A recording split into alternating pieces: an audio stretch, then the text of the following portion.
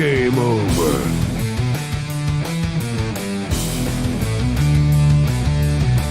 Fuck! What the fuck? Fuck! Who the fuck? Fuck this fucking... How did you so fucking... Fuck! Fuck! Game over, man. Game over. Wait a minute. There's things here. There's trees. There's rocks. There's birds. There's falls. Come on. We'll bless them all until we get versticken. Join me.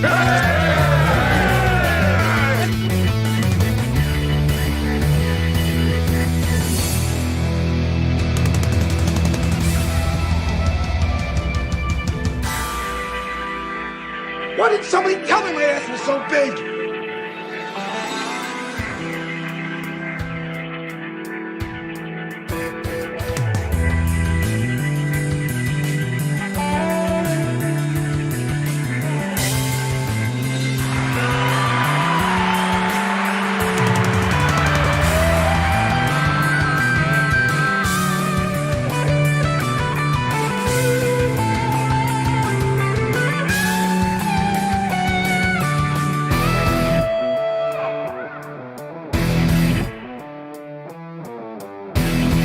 Don't you ever threaten me when your husband came to me to get his butthole licked.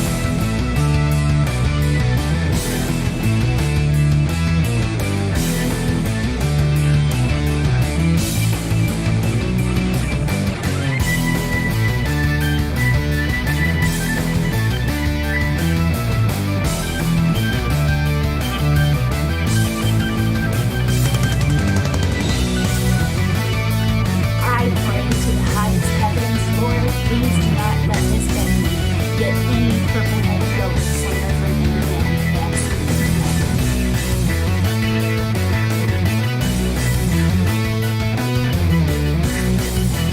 We're not just doing this for money. We're doing it for a shitload of money.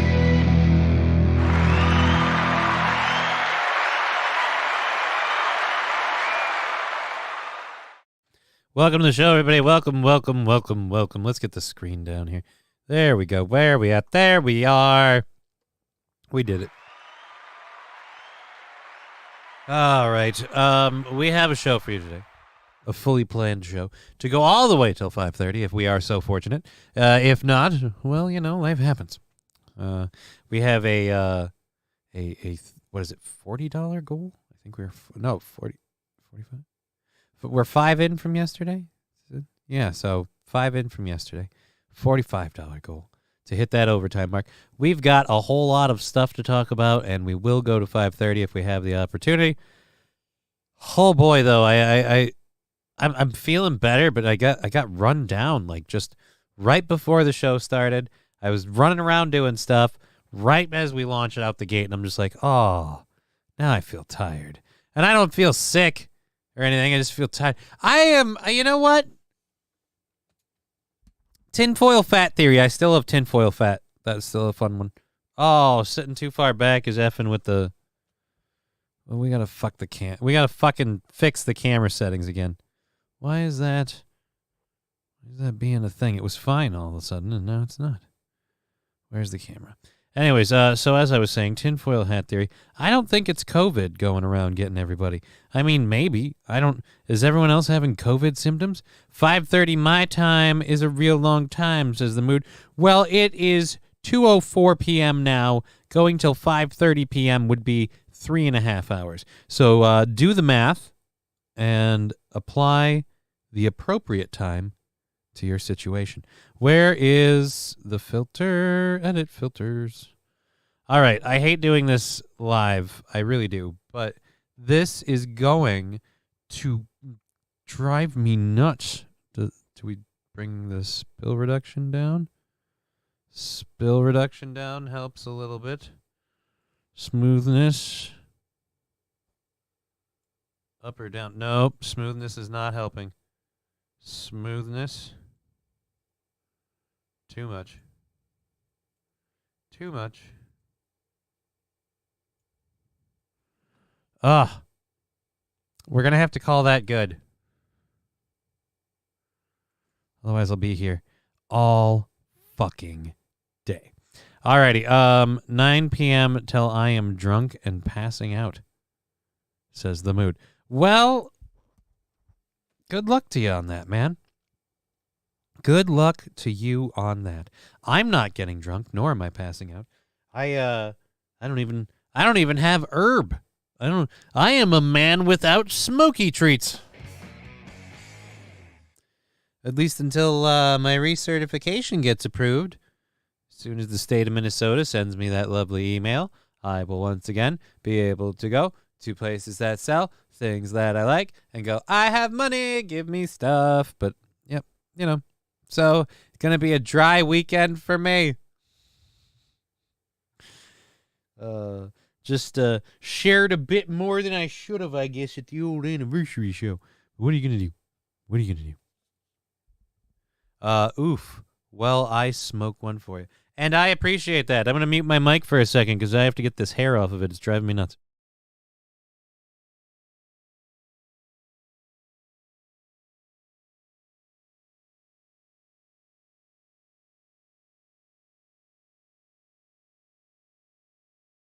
There we go. Can't stand that shit. But thank you, Mood, for stepping up and smoking one for me. Trucker 18-wheeler over there on Rumble saying, hey, Johnny. Hey, Trucker, good to see you. Good to see everyone over on the Rumble chat. We have the chats up. We can see them on the screen. Speaking of which, while we're letting people filter in, someone messaged me the other day about my admin panel. Like, where is this admin panel? Is it on my main page?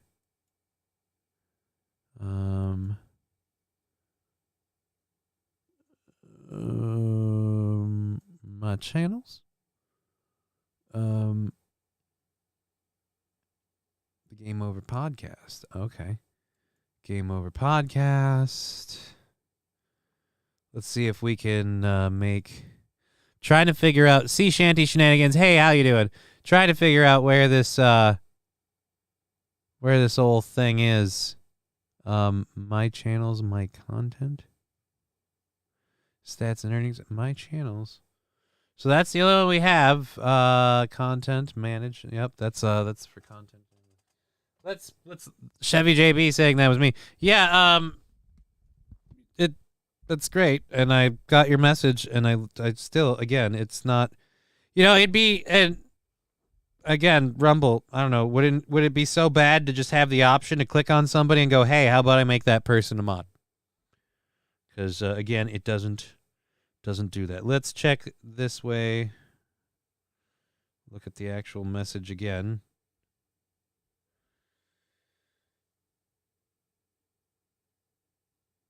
From the admin panel. Chat administrators are able to delete messages. What the fuck is... I don't even know what the admin panel is. I don't have an ad... What's the admin panel? See, this is just, again, where... Why can't I just, as the person who owns the account... I don't know how to get... What admin panel? Two types of monitors, room admin panel. I don't know. I heard Reddit has mods that need some work, says the Tommy Gun Show. I hear the autism song yet. I'm on a mission to let everyone know about it. Do not know why, but to me it's hilarious. I had heard it. I actually kind of want to get like an audio clip thing for that later. Again, the admin, what's the admin panel? Visitors, about, videos. Yeah, I don't know what the fucking admin panel is. Account overview. I don't see anything that says admin panel. Oh, no administration panel at all. I have no idea where that is. And if you're talking about the actual video one, let's go all the way back to that.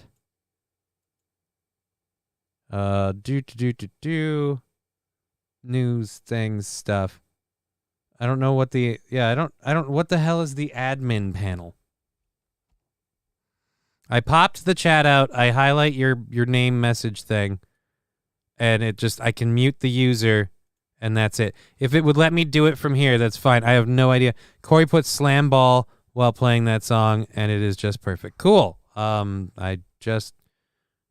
settings panel. No, that says the literal link, the message he sent me, the picture says moderators, whatever. This looks like it was done from someone's phone, and I don't know if that has to do with anything. But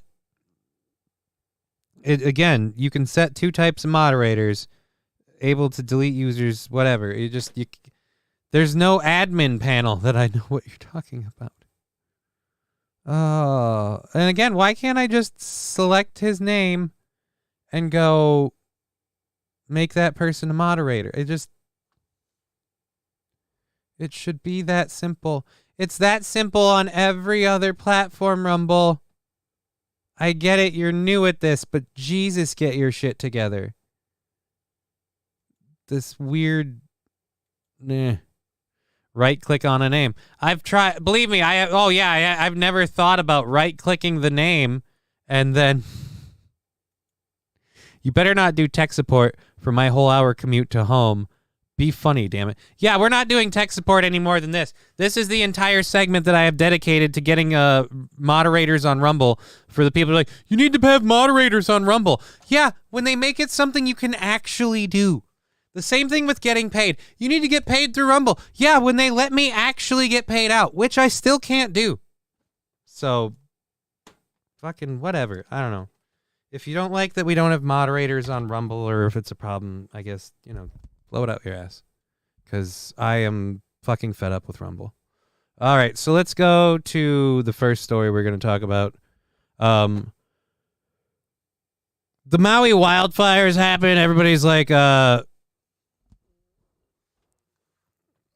Tommy Gun Show, just trying to help you, grumpy old fuck. I mean, grumpy, just apparently nothing I do is good enough, and it's barely scraping the line, so I'm sorry I'm grumpy. Where is it? Do we have a video thing? Let's just do that.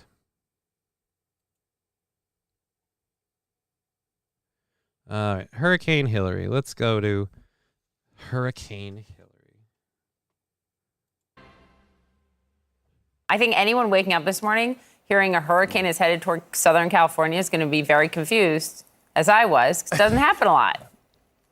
Yeah, you got to go back to 1939, the last time we had a tropical storm make landfall in Southern California. So this is significant, and people are going to be caught off guard with this system. We're closely monitoring it, but this storm intensified by 75 miles per hour just in the past 24 hours. So it is a Cat 4, winds right now at 145 miles per hour.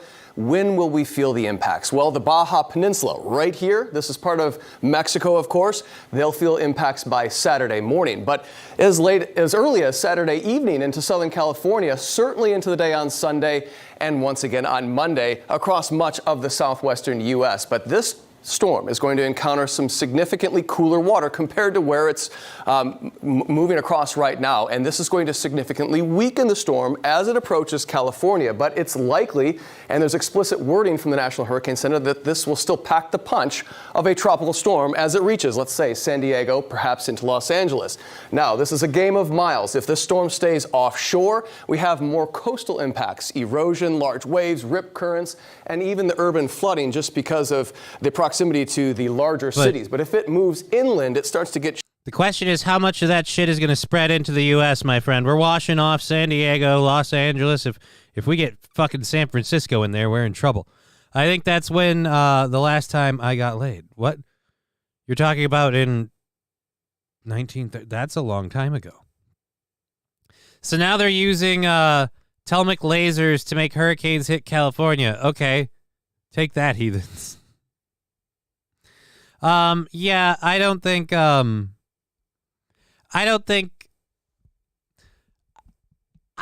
is there anything else you could call this other than God just doesn't like California? You can't be like, oh, it's global warming that's making this happen. I mean, really? Global warming made a hurricane show up? I don't know. I do love that the West Coast is going to get battered and destroyed by Hurricane Hillary, proving once again that in America, Hillary does nothing but cause wide swaths of damage. People said it was God's anger for Hurricane Katrina. Chevy JB saying, let it fall off. We can build new ports. I mean, well, we'll have to build new ports. I mean, the idea, and not just because certain people will want them. All right. But yes, God is just punishing Hollywood. Well, you know, actually, God is rewarding Hollywood. All those actors and writers on strike, they cut the trees down. It's all hot, and now we'll just water them off. There you go, guys. Cool down a bit.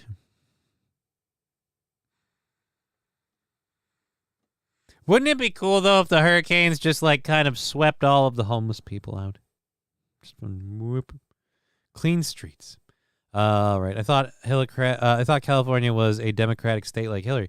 Yeah, that doesn't change. Look, I don't know if you know this or not, but being a Democrat or a Republican gives you no protection to the damage Hillary Clinton does.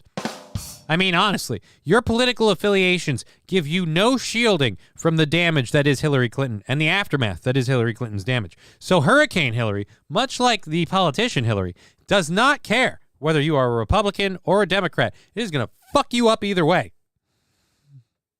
It's going to cackle.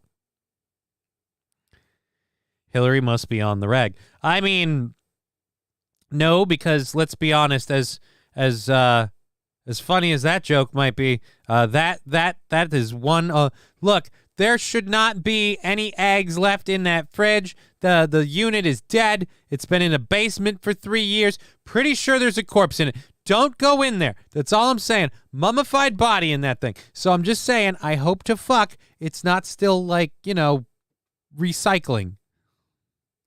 They would be homeless mermaids. Well, how many of their, Chevy JB, how many of their tents float? Like, I feel like that's a, now they can have tent raft cities. Hey, you guys. Good news, bad news. Good news. We're not going to be rousting you from the streets anymore. Bad news, due to weather, you're all about to become beachfront property from here until the end of your time. So enjoy.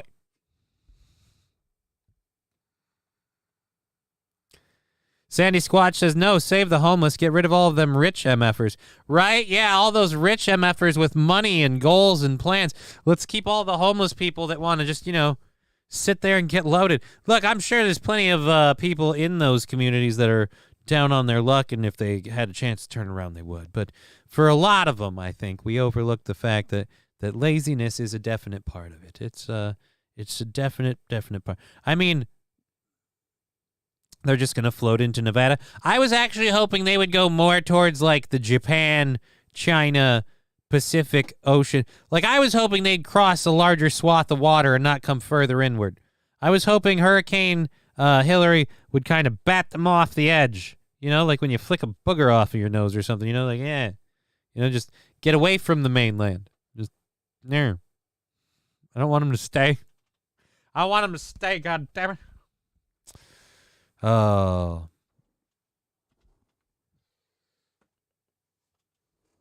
Okay. So, as we said, hurricane, now Category 4. So what is Clinton, Category 2? Sheared apart by the Baja Peninsula. It brings the flash flood and wind threat more inland. Certainly mudslides and the flooding is a big concern here as the potential exists. Hillary's causing mudslides. Look, is it a stupid joke just because they share the same name? Yeah, but I hate the pitch, so let's do it.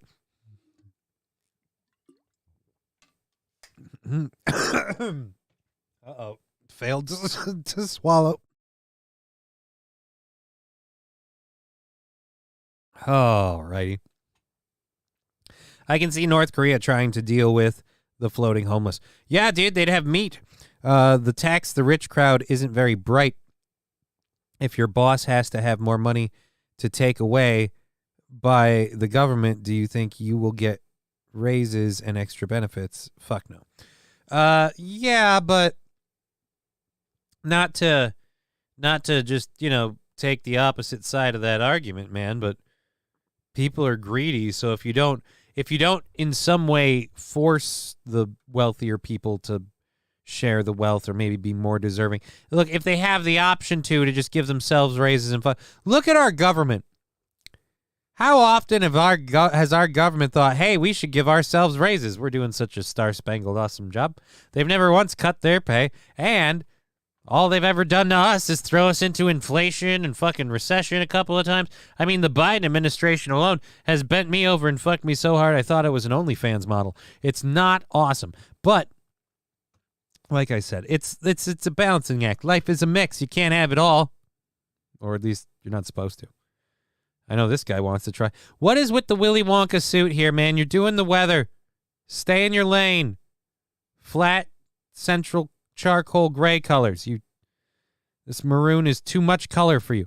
I say print all the dollars. Yes, Skeezy Whitefish, print all the dollars. I don't want them to print all the dollars. I want the dollars to stop being printed. So that way we know the ones in circulation are only going up in cocaine value, by which I mean more and more cocaine is being slowly deposited onto them.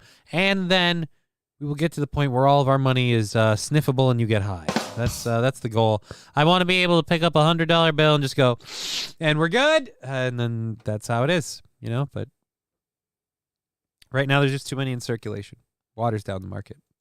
For upwards of a year's worth of rain, if not more, out of this storm system within a period of a day or two, really. A significant rainfall threat for much of the southwestern U.S., including our largest populations. Well, let's stop acting like our largest populations are there because all of those people are important and matter and are doing great things. No. A lot of people are there because I want to be famous. Fuck them. And isn't all those areas places where we were told there was massive amounts of drought and loss of water? Lake Mead's reservoir has been low. Shouldn't we look at this as like, hey, man, it's going to be rough, but let's get wet. Isn't that what you want? Johnny, play the Asian slave drop, says Fallen the Great. Fallen asking me to play the Asian slave drop. Why would I do that? We don't have a reason to play the Asian slave drop yet.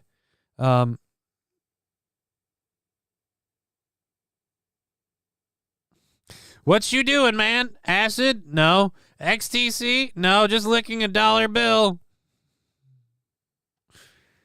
Year's worth of rain in 2 days. They should be evaluated. You mean evacuated? Oh, Fallen the Great saying, I wanted to laugh. I'm sorry. All right, fine. You know what? Here. Apparently, I'm being a grumpy fuck. This'll make you laugh? Oh, let's do it. Here. Here you go. Here, have a laugh. And they say there's more slaves now than there ever was in human history. But they're all Asians, so who gives a shit? You know what I'm talking about? I don't. I think it's a horrible thing, and I think to be laughing at it so brazenly and nonchalant shows a complete lack and callousness towards the human condition. You, sir, should see a doctor. Anyways, moving on. Might wash off all the poo off the streets. That's what I was saying earlier, Skeezy Whitefish. You got to be careful about that west side runoff. All the water's brown. You really don't need any more verses than that. Just all the water's brown. Yeah, we kind of figured out. Dehydrated poo. Rain-drenched poo is here to stay, I guess. Now I'm just grossing myself out. This isn't helpful for anybody. We have hopefully 3 hours left in the show if we meet our funding goals today. We have a goal of $45 for today's goal. So we'll go ahead and link our PayPal link stuff and throw that up in the chat. Boop.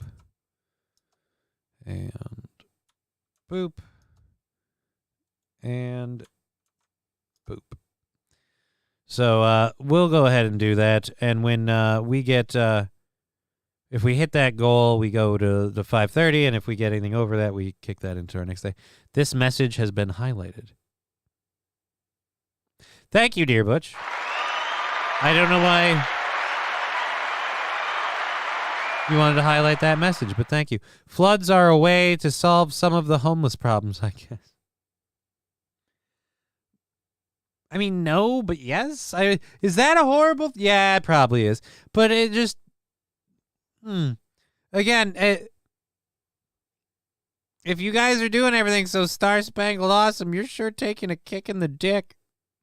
Oh, wow. I don't know why I find that funny. Hey, man, if it's about, this show's about winding down for the day and enjoying yourself. You do what you got to do for that. All right.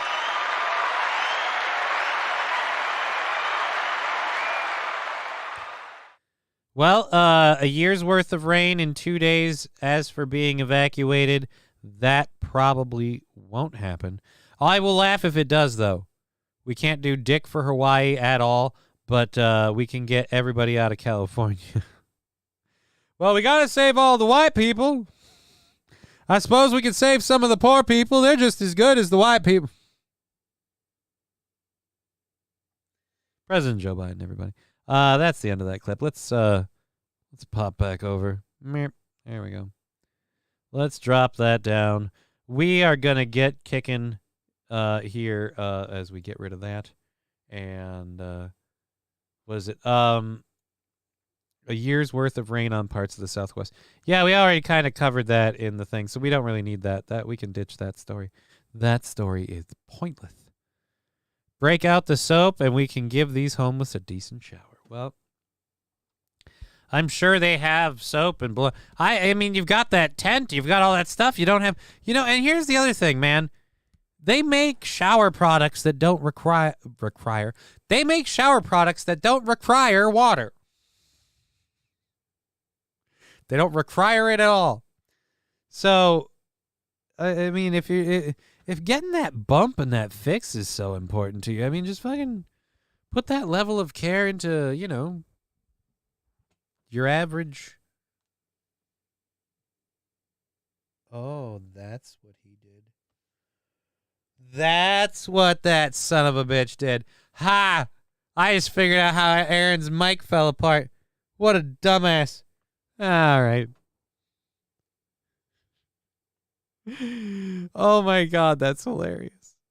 That's hilarious. Okay, so yeah, we can break out the soap and the water. I don't know. Could we just hand them life vests? The Tommy Gun Show saying any money the homeless get is between drugs and food.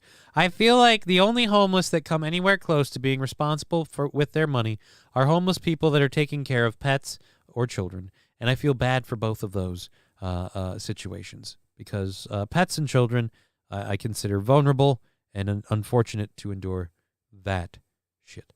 But as a child who has been homeless a couple of times and grown up extremely impoverished, yeah, you can't save them. You can't. Like, dude, it sucks. It really sucks. You can't save them.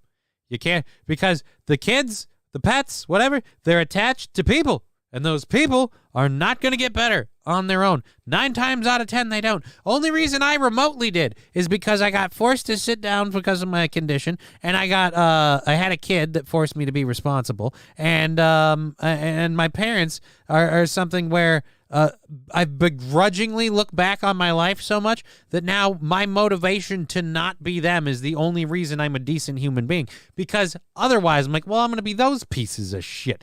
So that's like the real reason that I'm like, hey, we got to get up, we got to work, we got to put money together for our daughter. Like, no joke. I was hanging out with Ivy and her grandmother the other day. And I'm talking to Ivy. And I'm like, oh, Daddy loves you. And I'm talking about how I'm going to go back to doing DJ work. Because, spoiler alert, we're doing that. Even though my hand is apparently being shitty right now. Anyway, so I said I was going back to DJ work, and they're like, you can't do that. That takes a lot out of you. And I'm like, no, I got to do that. I got to go back to doing DJ work. I got to make some more money. I got to get a little bit more money together. Things are getting tighter around here. Life's getting harder for people. I got to start circling up the wagons. Got to make some more money. And so then she's like, you can't do it. It's gonna beat the crap out. I was like, hey man, if my parents taught me anything, it's that it's a very, very important to have a very good financial plan. To which she replied, your parents are practically homeless and have no money to their name. What's their fucking financial plan? I'm like, they don't have one. And that's exactly why I learned that lesson of how important it is, because I don't want to be those pieces of shit. So, yeah. And that's kind of how that goes. So you can learn from their mistakes as well, is all I'm saying. It just doesn't always have to. I don't even know how we got on this rant. No idea. Oh, yeah, money in the homeless. That's how. So you can't save them. I've been homeless for a total of 7 months, but I just worked at it. I got a job and did not do drugs all day. The mood, I agree. That's a definite way to go. I lived homeless in the outskirts of Nevada with my parents for 3 months. Month and a half? No, 3 months. Which was it? It was a fucking blur that summer. There was like fucking 1.5 to 3 months in a summer. No, not 3, because I had to get back for school. So maybe it was 2. We'll cut the difference. 2 months of homeless in Nevada, in the Nevada area. Not fun. Slept in a car several times. Slept under a car a couple of times. It was an interesting time. I don't think we should talk about this. Nobody really seems to care. At least that's the feeling I get. Moving on. So let's talk about the coral. So these huge fires in Mauii, destroying huge amounts of the island. Oh my God, devastation. We're all in danger. Global warming, yada yada. Well, contaminants from the fires could damage marine life, and hardy non-native grasses might grow and kindle the next fire. As the toll from Maui's catastrophic wildfires continue to climb, experts warn the disaster also poses a grave threat to the coral reefs, rolling cold, jackass, to the coral reefs and delicate ecosystems of the ocean that surround the devastated town of Lahaina. Layers of charred soils and toxic contaminants were left among the wreckage, where thousands of buildings and blackened cars lie in smoldering ruins. The conflagration that claimed more lives than any U.S. wildfire in the last century burned the shoreline, littering underwater habitats with scorched boats and debris. The ashen aftermath could end up wreaking more havoc if allowed to slip into the aquatic environment. The areas that burned are right by the ocean, and all the vegetation cover was burned, said Luis Rocha, a ithology curator at California Academy of Sciences, who added that the rains could soon wash the topsoil into the sea, inundating marine habitats with toxic sediment. Ash and runoff from the fire could be deadly for the reef-building corals that thrive in pollutant-free waters where light can reach them.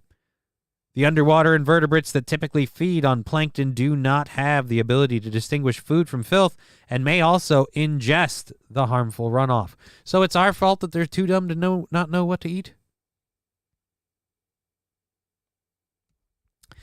Chevy JB saying, my parents used to call that camping. If you mean living under a car, camping, yeah, I've done urban camping. I don't recommend it. Urban camping sucks. As a teenager, evaluating if I'm going to have to just, walk away from these people and start living my own life because apparently we're on the streets. Yeah, dude, urban camping sucks. And it can, heal itself. I did, a few million years. What? Fall going, boo-hoo, fuck the ocean, there's plenty of it. And then the mood, yeah, 2/3 of the ocean is, water or some shit, and it can, heal itself. It did it for, 2 million years. I don't know, we'll see. Here's what I'm going to say. The ocean's going to be fine. The water's going to be fine. The planet's going to be fine.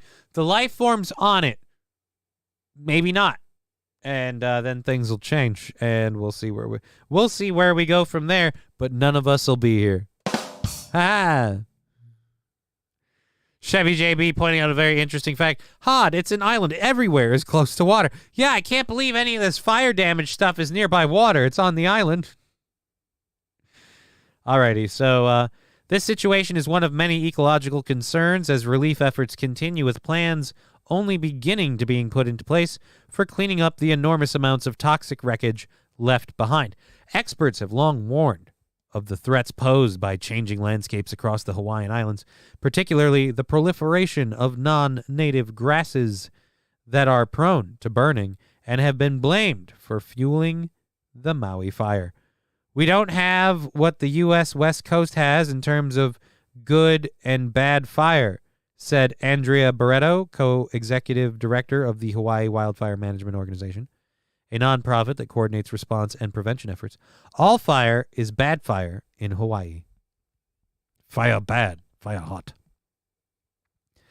The long-lasting impact on reefs, including those around Lahaina, are ecologically important for fish and also serve as a shield against the breaking surf that could otherwise eat away more of the coastline. Further damage is expected to have long-term effects on the island's ecosystem. Victory screech! Thank you. Thank you, Lab Glass. That seems like a weird spot to have a victory screech. All right, so, you know what? I'm going to call that a good spot to interrupt this story. Just say, yeah, we get it. The wildfires are bad for the coral. And, the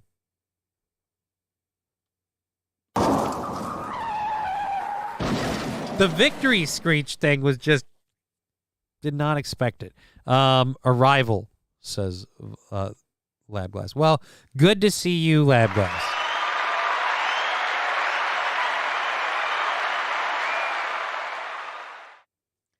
I am doing what I can to get by, and today's going to be a fun day with hopefully 3 more hours in the show, and then after that, I'm going to see how much time I get to hang out. I've been isolating from everybody else, including my daughter, as a safety precaution, just because other people take certain things very seriously, and I respect that, so I'm not going to be a dick because I don't share those beliefs, but I also would like to firmly say, I don't think if that's what it was, then we didn't get that.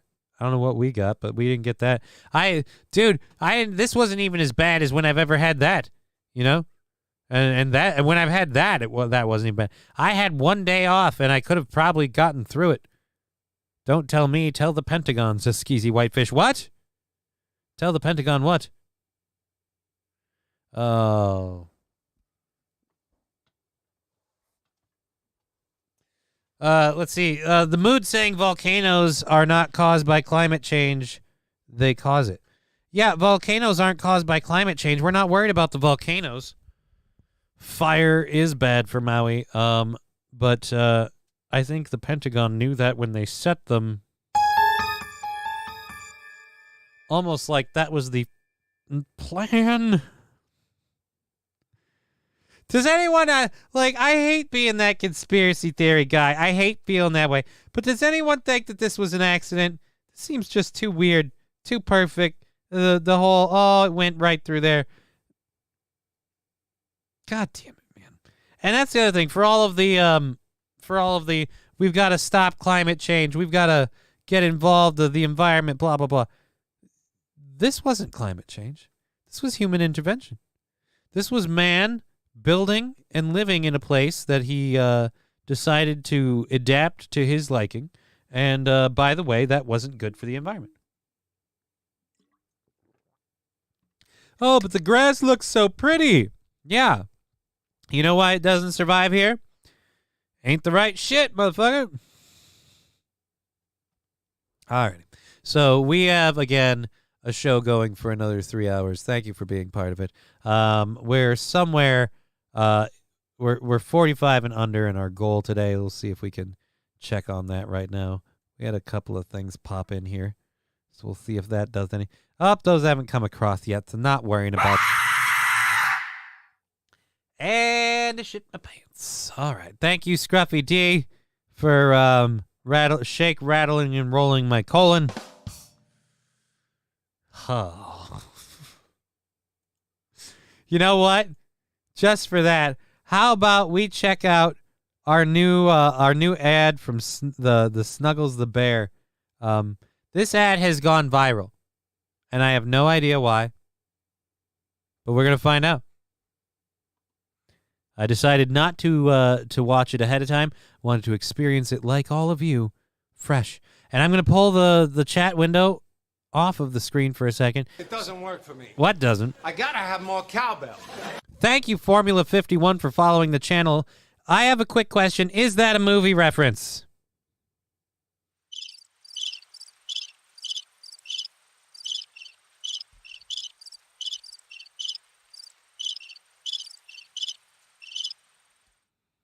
That's all I gotta know. Partially. I partially love it. I love that movie.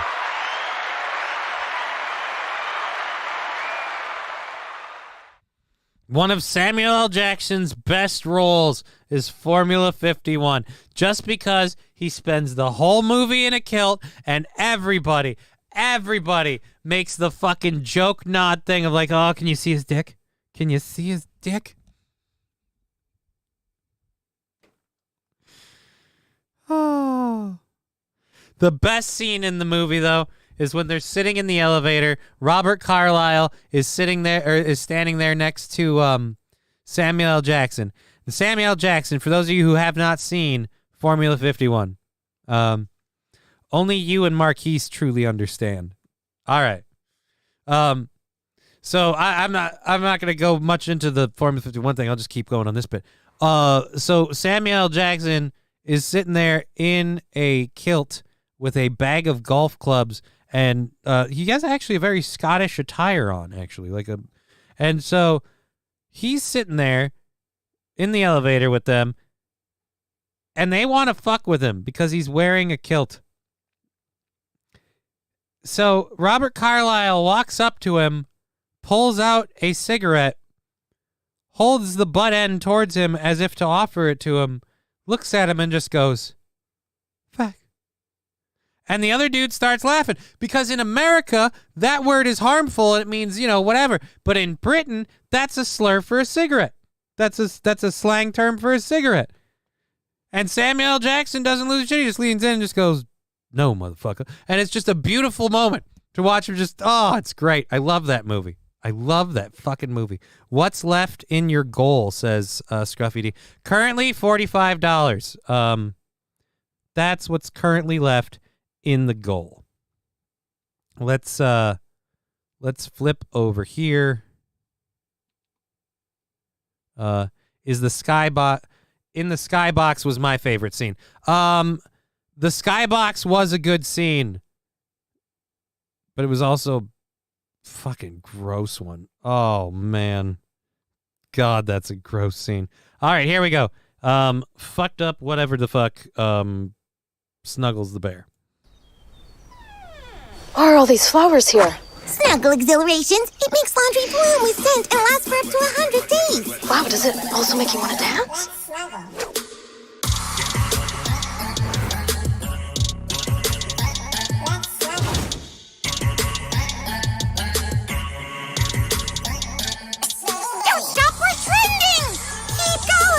Trying. You can do it! Snuggle Exhilaration. What the fuck is that?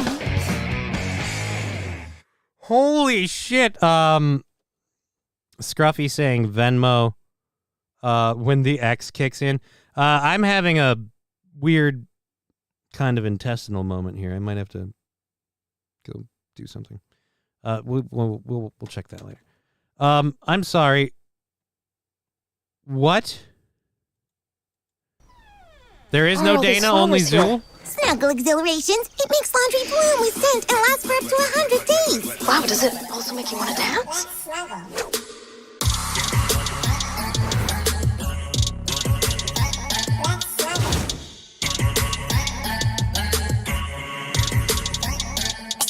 Don't stop, we're trending! Keep going! I'm trying. You can do it! Snuggle Exhilarations. Just wash freshness for up to 100 days. That's so wrong on so many levels. 333. Oh God. Yeah, thank you, dear Butch. I'm pretty sure our goal thing's met, so we're not gonna worry about that anymore. I'll check the Venmo in a moment. It hasn't popped up yet. I'm feeling rough in the gut for a minute. So I don't want to do that. Let's do this here. I apologize. I'm going to pop up this this quick thing. A mild entertainment for a moment Well, my bathwater. Well, I that have stuff to is step reserved away for people from. who actually have brains and moral compasses. As for the big red button, it's way above your mental capacity, buddy.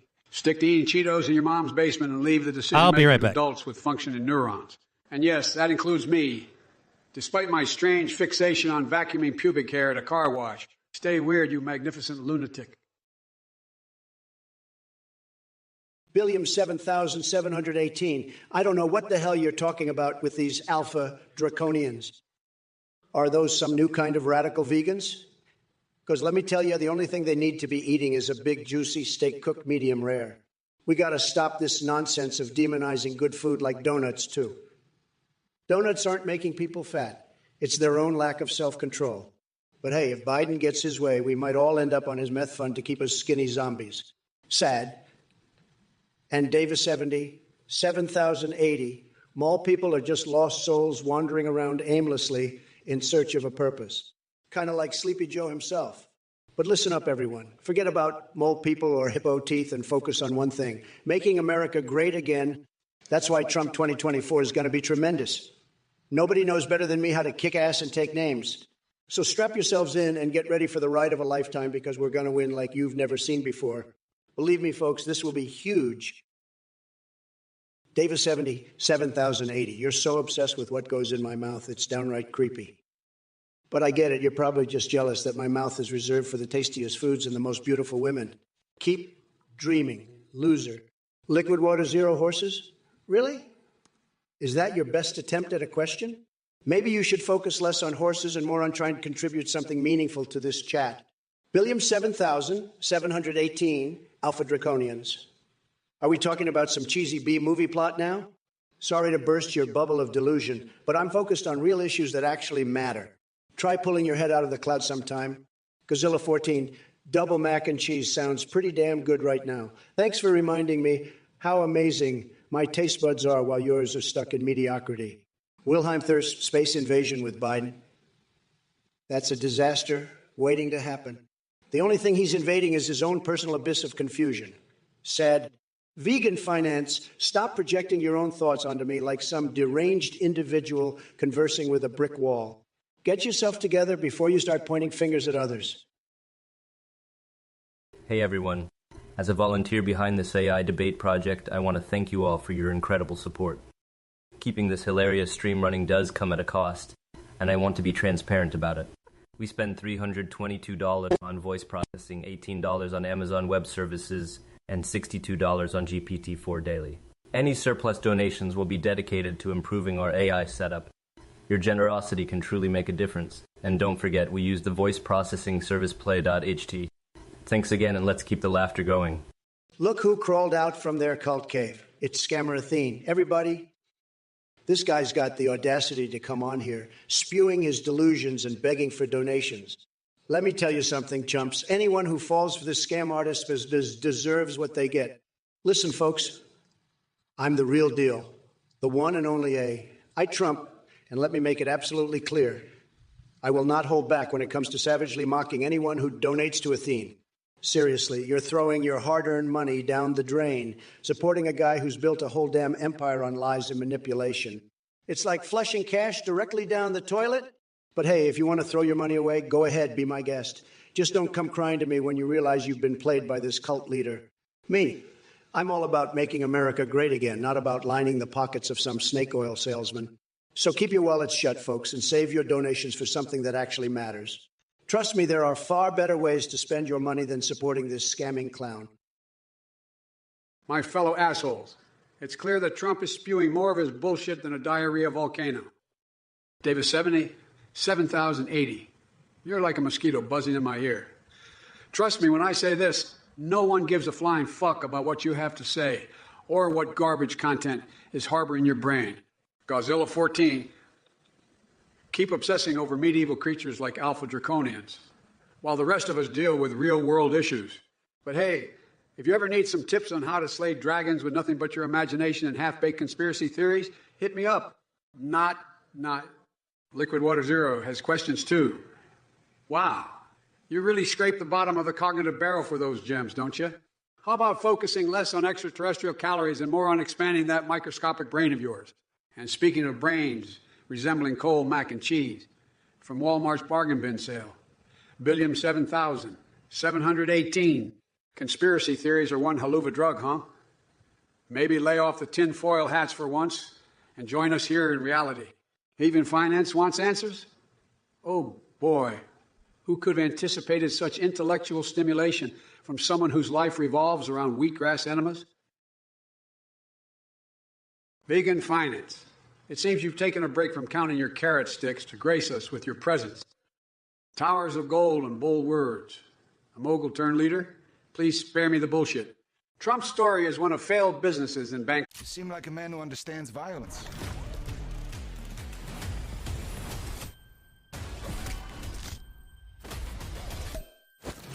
You're a person of interest.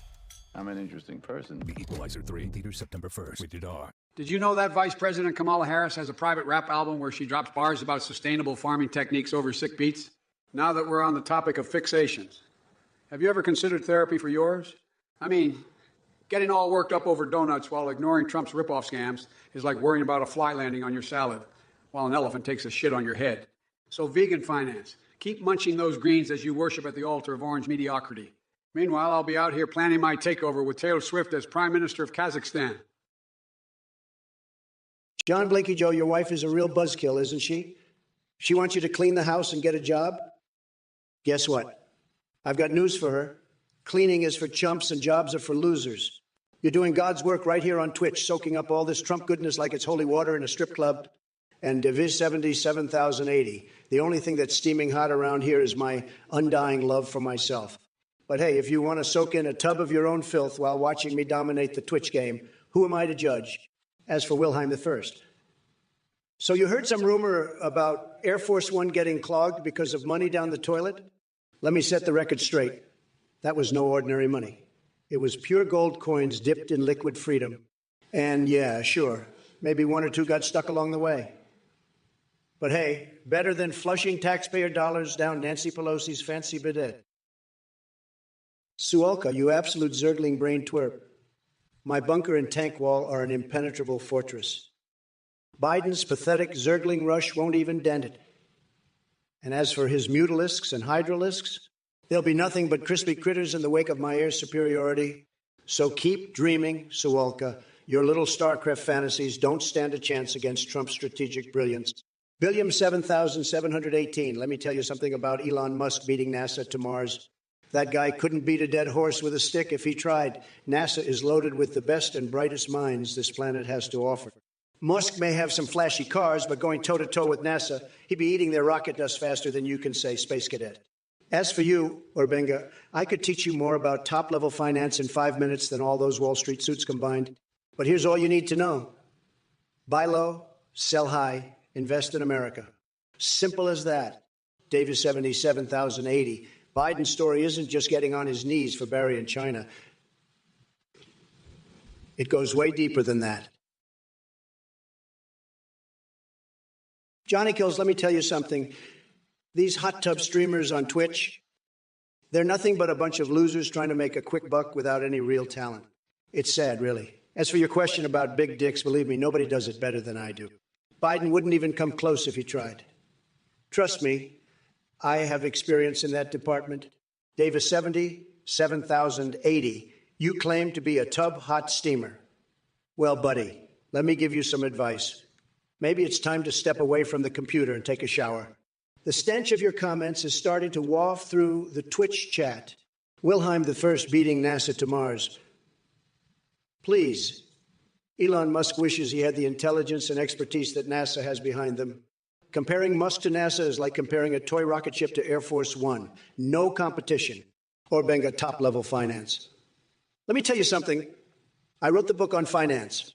Nobody knows more about money than I do. Maybe instead of wasting your time watching Twitch streams, you should be picking up my book and getting educated.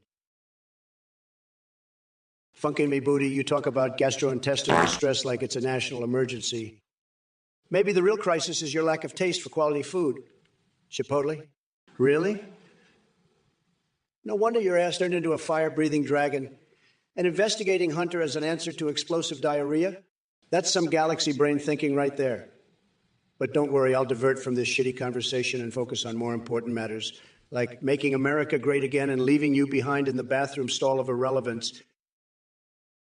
Well, Did I literally decided come to back? crawl out of his luxurious hole. Did I literally come back to a part where they talk about bathrooms and relevance? You orange swamp creatures.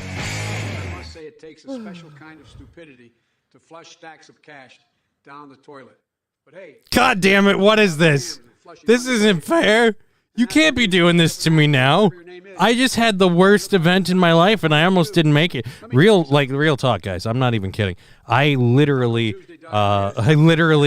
like, verbal shits. Hey, stop fucking bringing up flashbacks. It hasn't even been a minute yet. Good God, that's painful.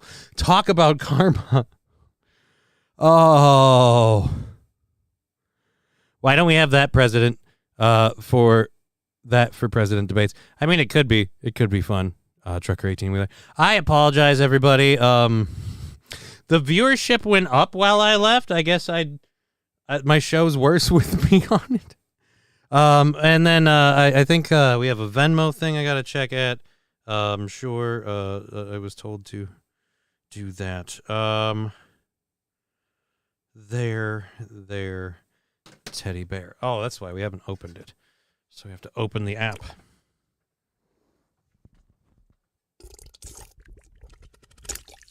This is hurtful, Mikey. This it's too soon. But, thank you, Scruffy D, for meeting the goal. We're good. Mikey. Do you not understand? I am a man grieving. I am a victim. I am wounded. Particularly my asshole. All right? That came on rather suddenly. More proof, not Rona. More proof.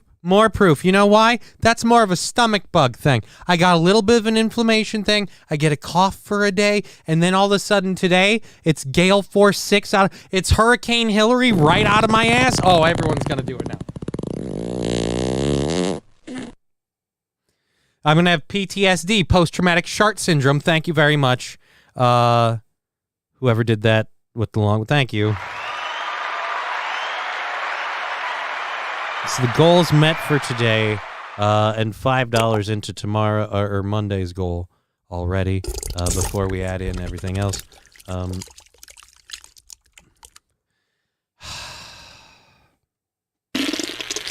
you know, I felt bad about it. I felt really horrible about it while it was happening. You know, I'm over.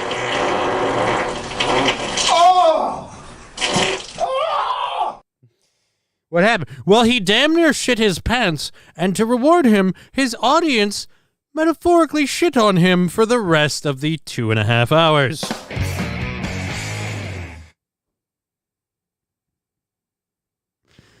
Oh, I'm sorry. I didn't mean to disrupt him. You know what? I'm glad I did, though. You know, that wouldn't have been nice to do here. That would have stained the chair. Unpredictable stuff incoming, says Warzone. Oh, dude, did I not put the chat box back up? What a shit show.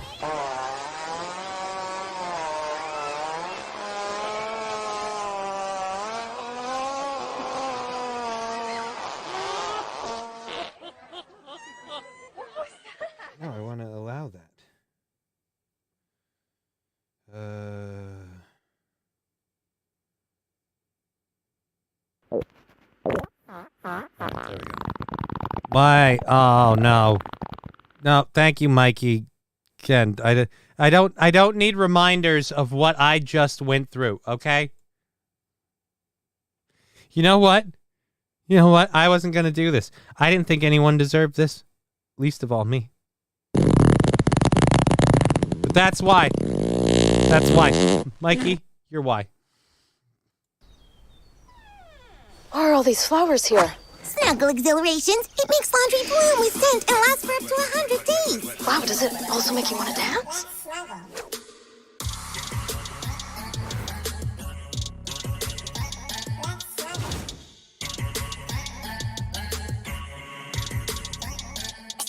Don't stop, we're trending! Keep going! I'm trying. You can do it! snuggle exhilarations. Just watch The freshness. bear is the part that makes it creepy. The bear is like, you can do it. That's the same attitude it has in the sweatshops where it makes people make that laundry shit. Alrighty. Scruffy, again, thank you very much. Thank you all for the support. Hi, Johnny. Hi, Johnny's lingering shit smell.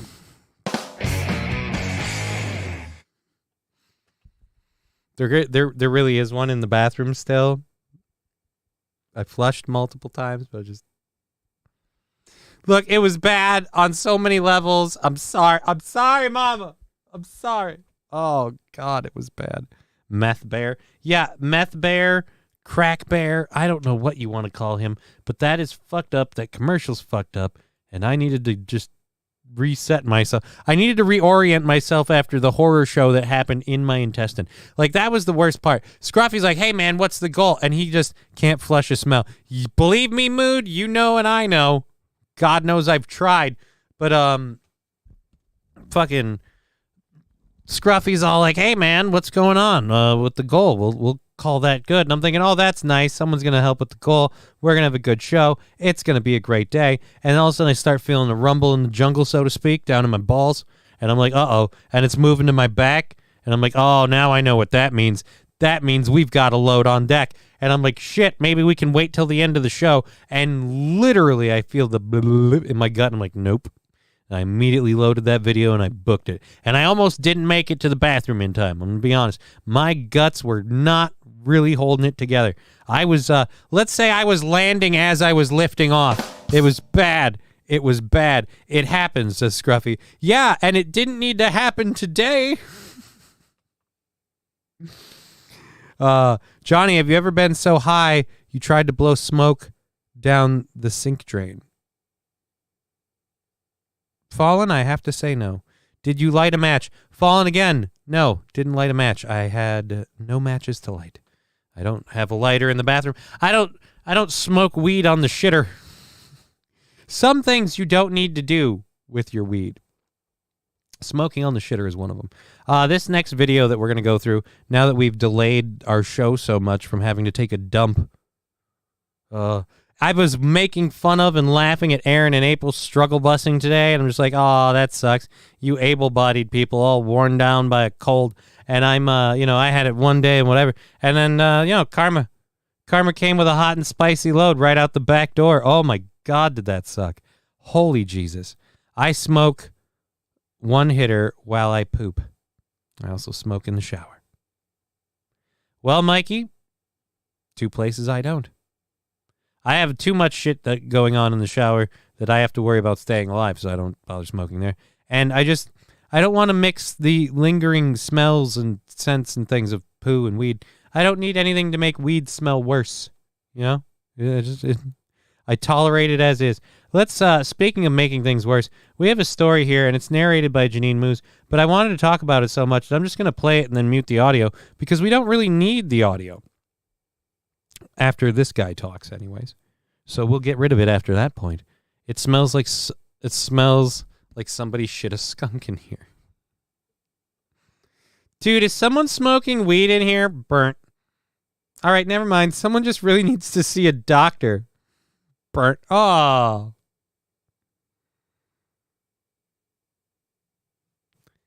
Oh, fuck. The mood. A match is a start. But if it's that bad, try scented however you spell smelly candles.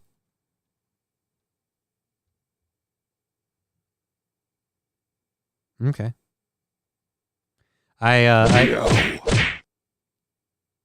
The fuck was that?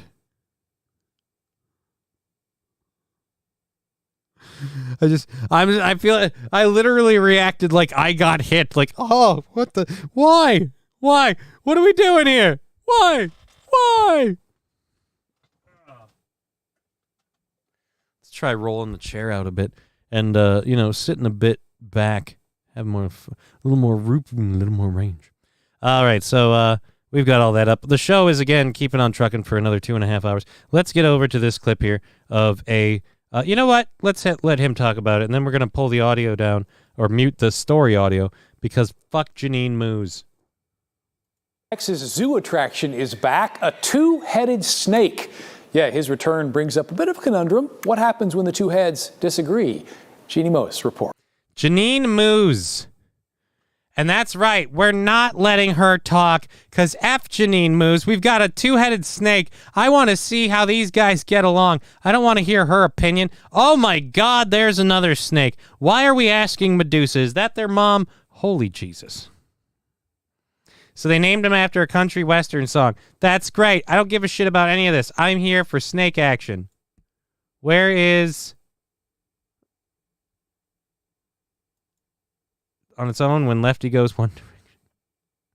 So literally it's the two-headed snake and neither one wants to.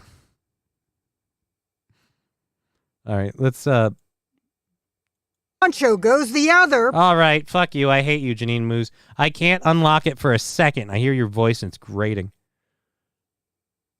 The snake gets hung up on things and injures himself.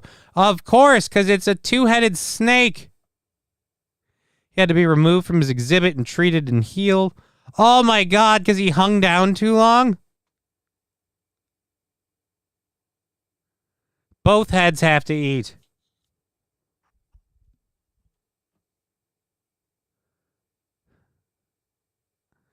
That is so horrible.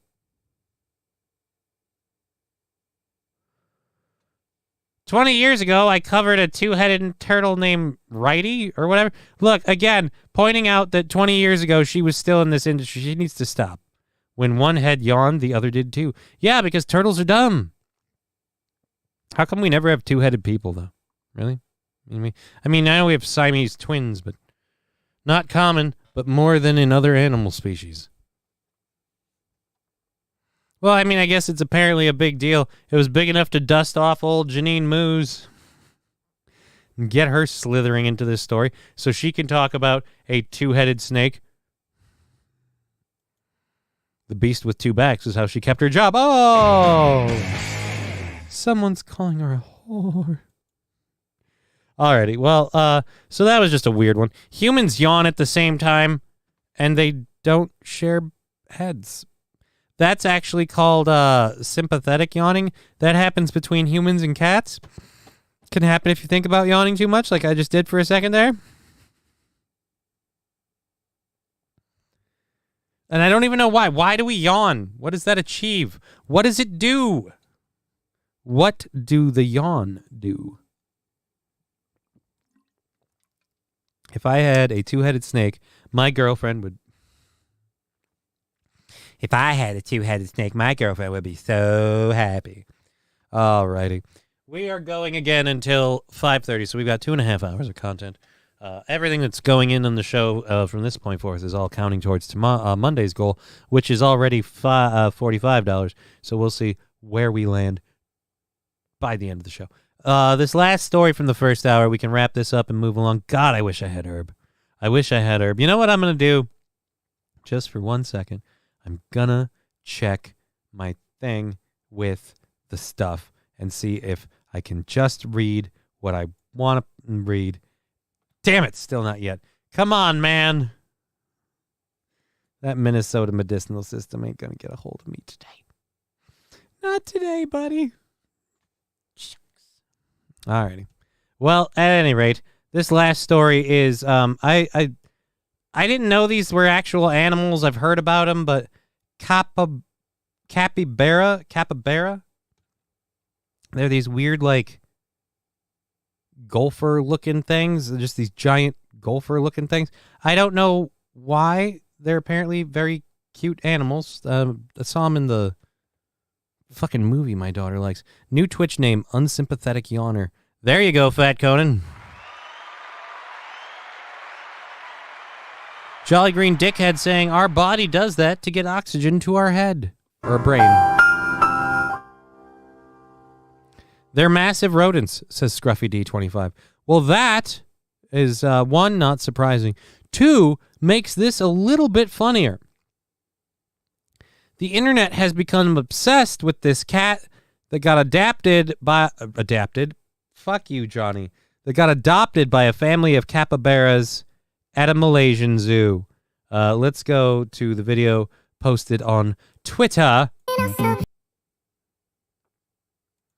All right, it's a Malaysian zoo. It's in Malaysia. They may have gone local on the music. I'm just warning you now.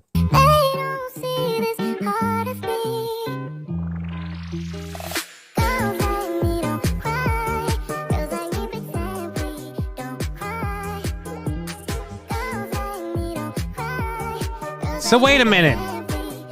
The cat's a fucking vegetarian too? Hold on. All right, I get it. They adopted the cat. Cats are not herbivores. He's not joining them for a fucking salad. No goddamn way. We did not roll up on a cat that's like, oh yeah, guys, this romaine is the shit. Yeah, man, who needs meat? I would never eat one of you. Or all of you.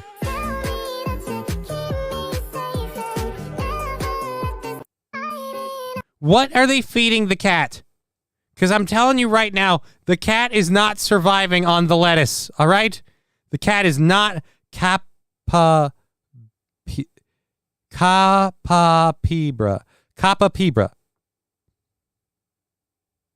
Cats only like catnip. Rusty grammar, cats love catnip. But cats don't really eat plants. They can eat some grasses and things, but it's just really cats are not plant eaters. They don't even have molars. They just have fang-like teeth. No, that's not how you say it. Capybara? I don't know. Rusty, don't confuse Johnny. Yeah, I mean, we don't need to do this. Capybara. Clatu verata nectar. Capybara. That looks right. Point is, those big-ass golfers are going to be lunch. I'm guessing one night you're going to find out that cat was, only in it for the lulz. And eventually, they got tasty. Yeah, they're giant rats. And the giant rats adopted a cat. This is a fucked up situation. Nobody should approve. But the internet has lost its shit, and they're like, oh my God, isn't this adorable? And I'm like, no, it's not adorable. It's a problem. All right, we'll go ahead and grab our second hour stories. We are moving right along. We have automatic overtime today because we've got our goal met. We're 5 at least into Monday's goal, and whatever else rolls in here will count towards that as well. All right, so our second hour stories are going to be, I'm going to drop the audio for just a second, so maybe don't do a sound drop or anything. Arizona corrections officer was very adamant about his feelings of pedophilia. And, a lot of people like myself who are against pedophilia maybe didn't really give a shit about his feelings about it. But now he might be a little bit in trouble, and you can't guess why. All righty. No audio. Great. We got it all up and all in the right place. So we'll start again with this one quick because it sucks, and we'll get through it and we'll move on. So Arizona corrections officer who posted an image suggesting death as a cure for pedophilia. Wait for it. Here it comes. Oh, it's shitty. Has been arrested for molesting a child. Again, look, I'm not a fan, and I don't believe in pedophilia, and I am all for pedos suffering horrible consequences for their crimes. But if you're going to go as far as to stick your social media persona out there and go, I think we need to put them all in the ground, you really, really better not have just even an inkling of that in a bone in your body, because oh boy, is it worse when you're someone who's like, yeah, burn them to the ground, and it turns out you've been one the whole time. Ooh, that's not good. Corrections officer at the state Arizona complex, Stafford, may soon see the prison bars from the other side. Oh, isn't that a pun? After being arrested on child molestation and pornography charges out of Georgia. Cody Dallas Reed, 24, of Safford, was arrested Tuesday, August 8th, regarding a charge of child molestation and a second charge of transmission of photography or video depicting nudity or sexually explicit conduct of an adult, both out of Georgia. The Graham County Sheriff's Office was given the warrant for Reed's arrest. Yeah. Ironically, Reed once shared a photo on his Facebook profile suggesting death was the only solution to end pedophilia.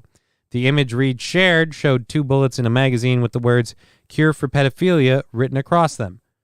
According to the state law, molestation of a child is a Class 2 felony and classified as a dangerous crime against children, punishable by imprisonment between 10 and 24 years for the first-time offenders. First time. That's one of those where I'm like, there shouldn't be second-time offenders. But again, buddy, like I said, man,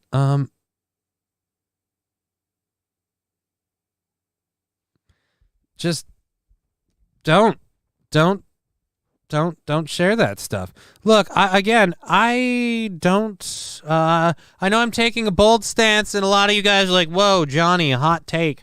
Holy shit, you're not in favor of people having sexual congress with children." No, I'm not. I never will be.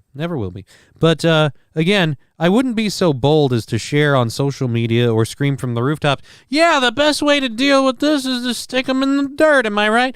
Especially, again, and I feel like as the person saying it, you should know this, if that's something you actually do. Like, I mean, if you want to, like, hate it so they don't come get you too, all right, but maybe don't go over the top like this, because now I'm just, anyone that really dives into that, I'm going to be like, all right, but let's check your hard drive.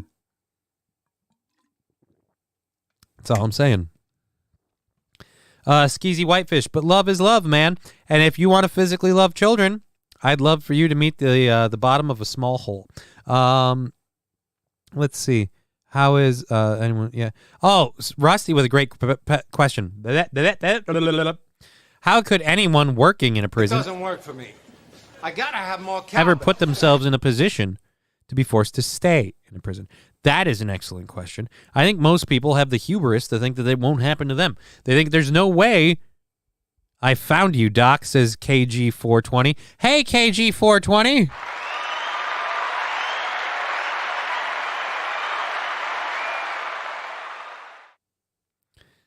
I am sorry it took you so long to find us, but glad to see you. I met KG420 at the anniversary show.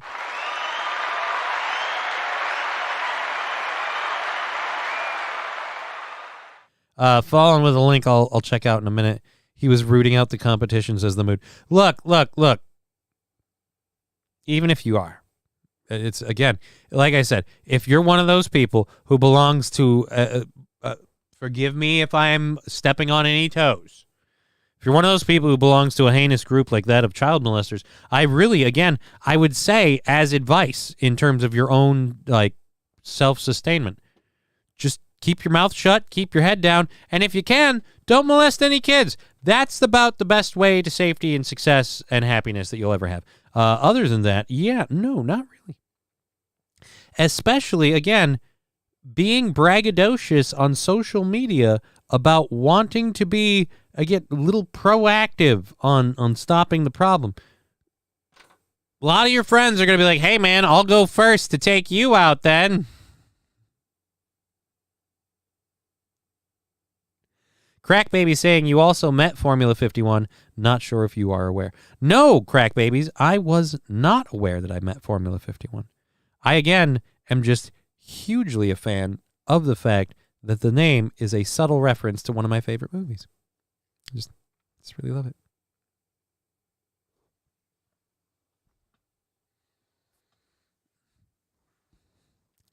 The hell is that? That's your new Cooper. Mini Cooper, mate. Oh, fuck, I love that movie. I might have to watch that later. Oh.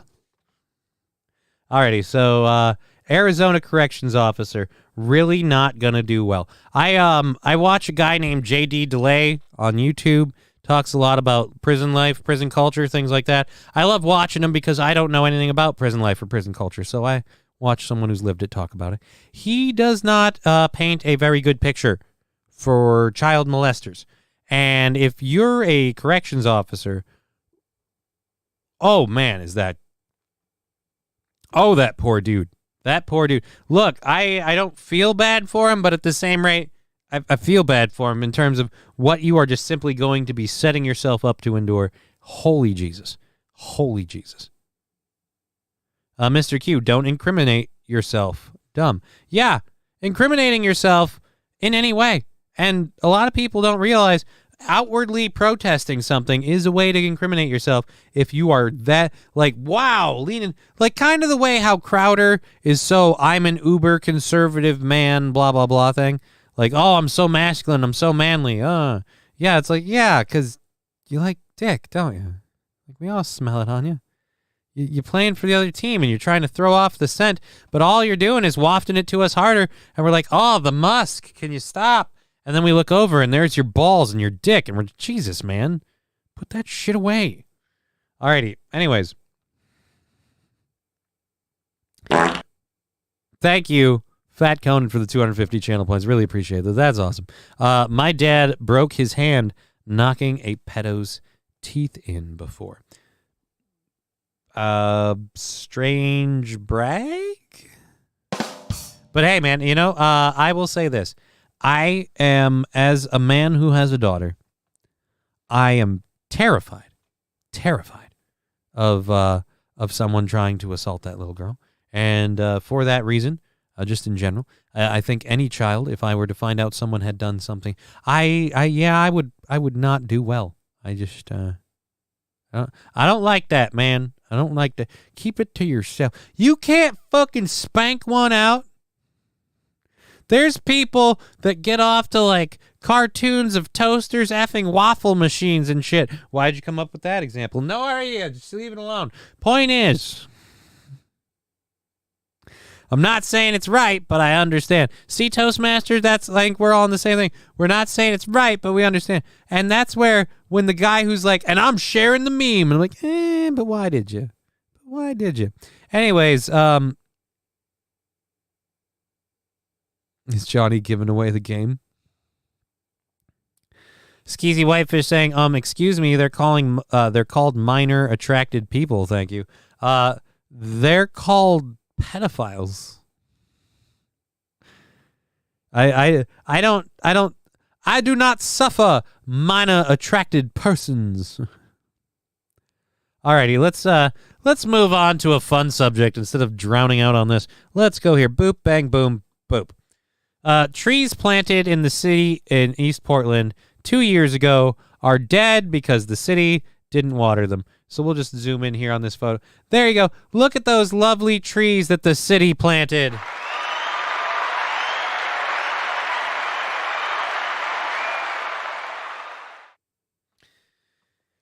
In a perfect, what the fuck irony of virtue signaling in Portland, ironically enough, you guys planted trees. We all, 2 years ago, we had another story, I think yesterday, about this that I didn't get into. I think it's in there later, actually, about Canada with this.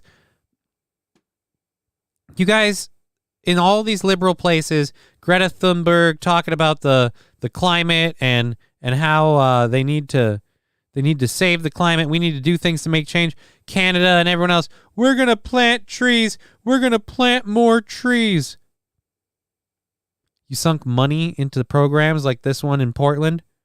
The Portland Bureau of Transportation used federal infrastructure dollars a little more than 2 years ago to plant about 50 saplings in a grassy triangle in the East Portland neighborhood of Mill Park between Southeast 103rd Avenue and Cherry Blossom Drive.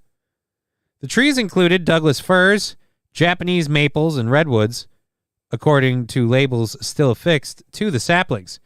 The city paid a contractor to do the planting over a year-long period and then to water the trees for the next calendar year, filling heavy-duty green bags around the bases of the young trees with 50 to 25 gallons of water per week. The city's contract with that company ended March 31st of this year, according to PBOT spokesman Hannah Schaefer. From that point onward, PBOT, the owner of the triangle, became responsible for maintaining the new trees. Just one problem, the Bureau acknowledges it hasn't continued to water the trees. Now, some of the saplings will likely have to be ripped out because they are dead or dying of thirst. It is a big disappointment, but not surprising, says Ray Johnson, who lives nearby. I can't help but think that if these trees had been planted in a more affluent part of the city, say the West Hills, they wouldn't have forgotten to water them. Schaefer says watering the trees is outside the Bureau's scope. We only trim trees for visibility and clear brush. We simply are not set up, nor have the skills for tree maintenance beyond. Look, we're the fucking government, all right? We're the Portland government. Look, we can understand if you want the trees trimmed because they get too bushy. But if you want someone to put water on a tree on a regular basis, I don't know if I can handle that, okay? It's a tree. It's water. How does that work?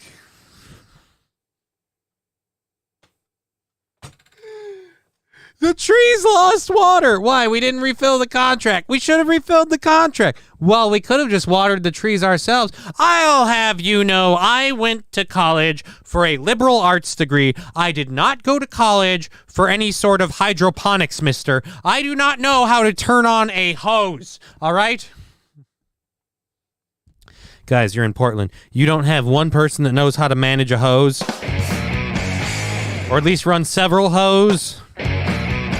How about a hoe train? You got anyone who knows how to run a hoe train? Hey-oh!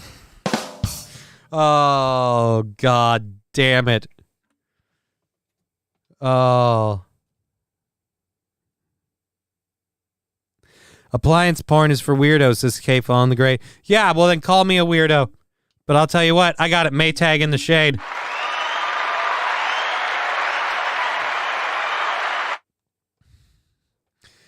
Plant them where they can survive, or am I weird for thinking that? No, Mood, that's a great first step. Plant them where there is a relatively decent amount of water. That is a great first step. 2, this is another huge thing. With trees specifically saplings,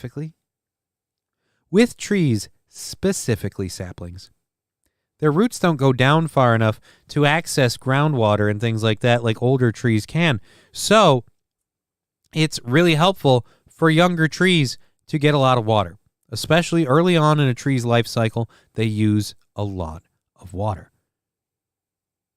So why did you guys not? Again, the whole point of this was to show how you care, to make a difference. But when it comes to actually, this is such a, oh my God, perfect example of the climate movement and the goddamn left. Like, we're going to do something about the environment. Really? What are you going to do? We're going to plant a bunch of trees. You're going to do the upkeep and water them to make sure that they, grow and survive? What are you talking about? The thing that, planting a bunch of trees comes with, follow-up responsibilities. No, I wanted to do this one thing to pretend I cared. Exactly. You want to do one thing to pretend you care. And then you move on because you don't give a shit. And it only costs you money to put the trees in the ground. It's only going to cost you money to rip them up and put in some more because, again, you still got to care. Watering trees is racist. Not everyone can afford water. Look, we need some water boys to go out and water the trees. Sir, how can you say that? Water boys? This is Portland. All right. We need some water people to go out and put water on the trees. Sir, I will have you know, animals other than people can water trees. Horses, cats, dogs. Fine. We need some fucking skin sacks to bring some fucking water out to the trees.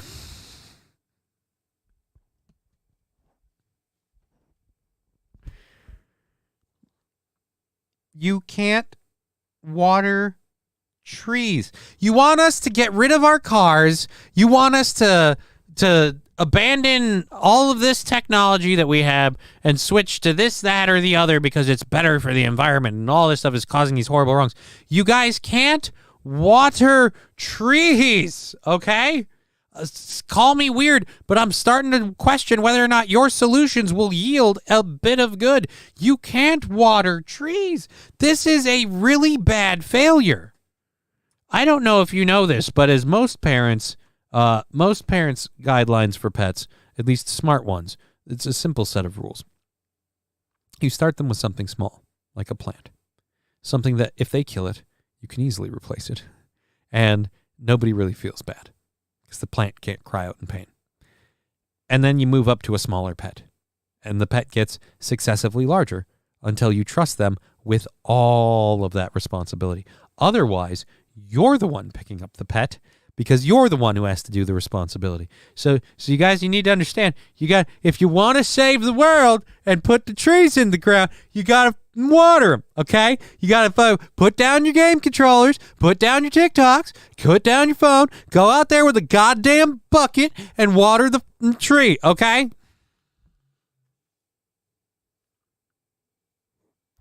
Fallen the Great pointing out something that I should have gotten to earlier. Brawndo has electrolytes. It's what plants crave.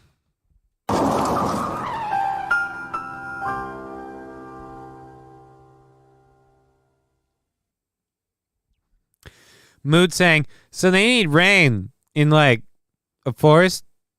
Like maybe a rainforest? Thank you, Mood. Thank you, Mood.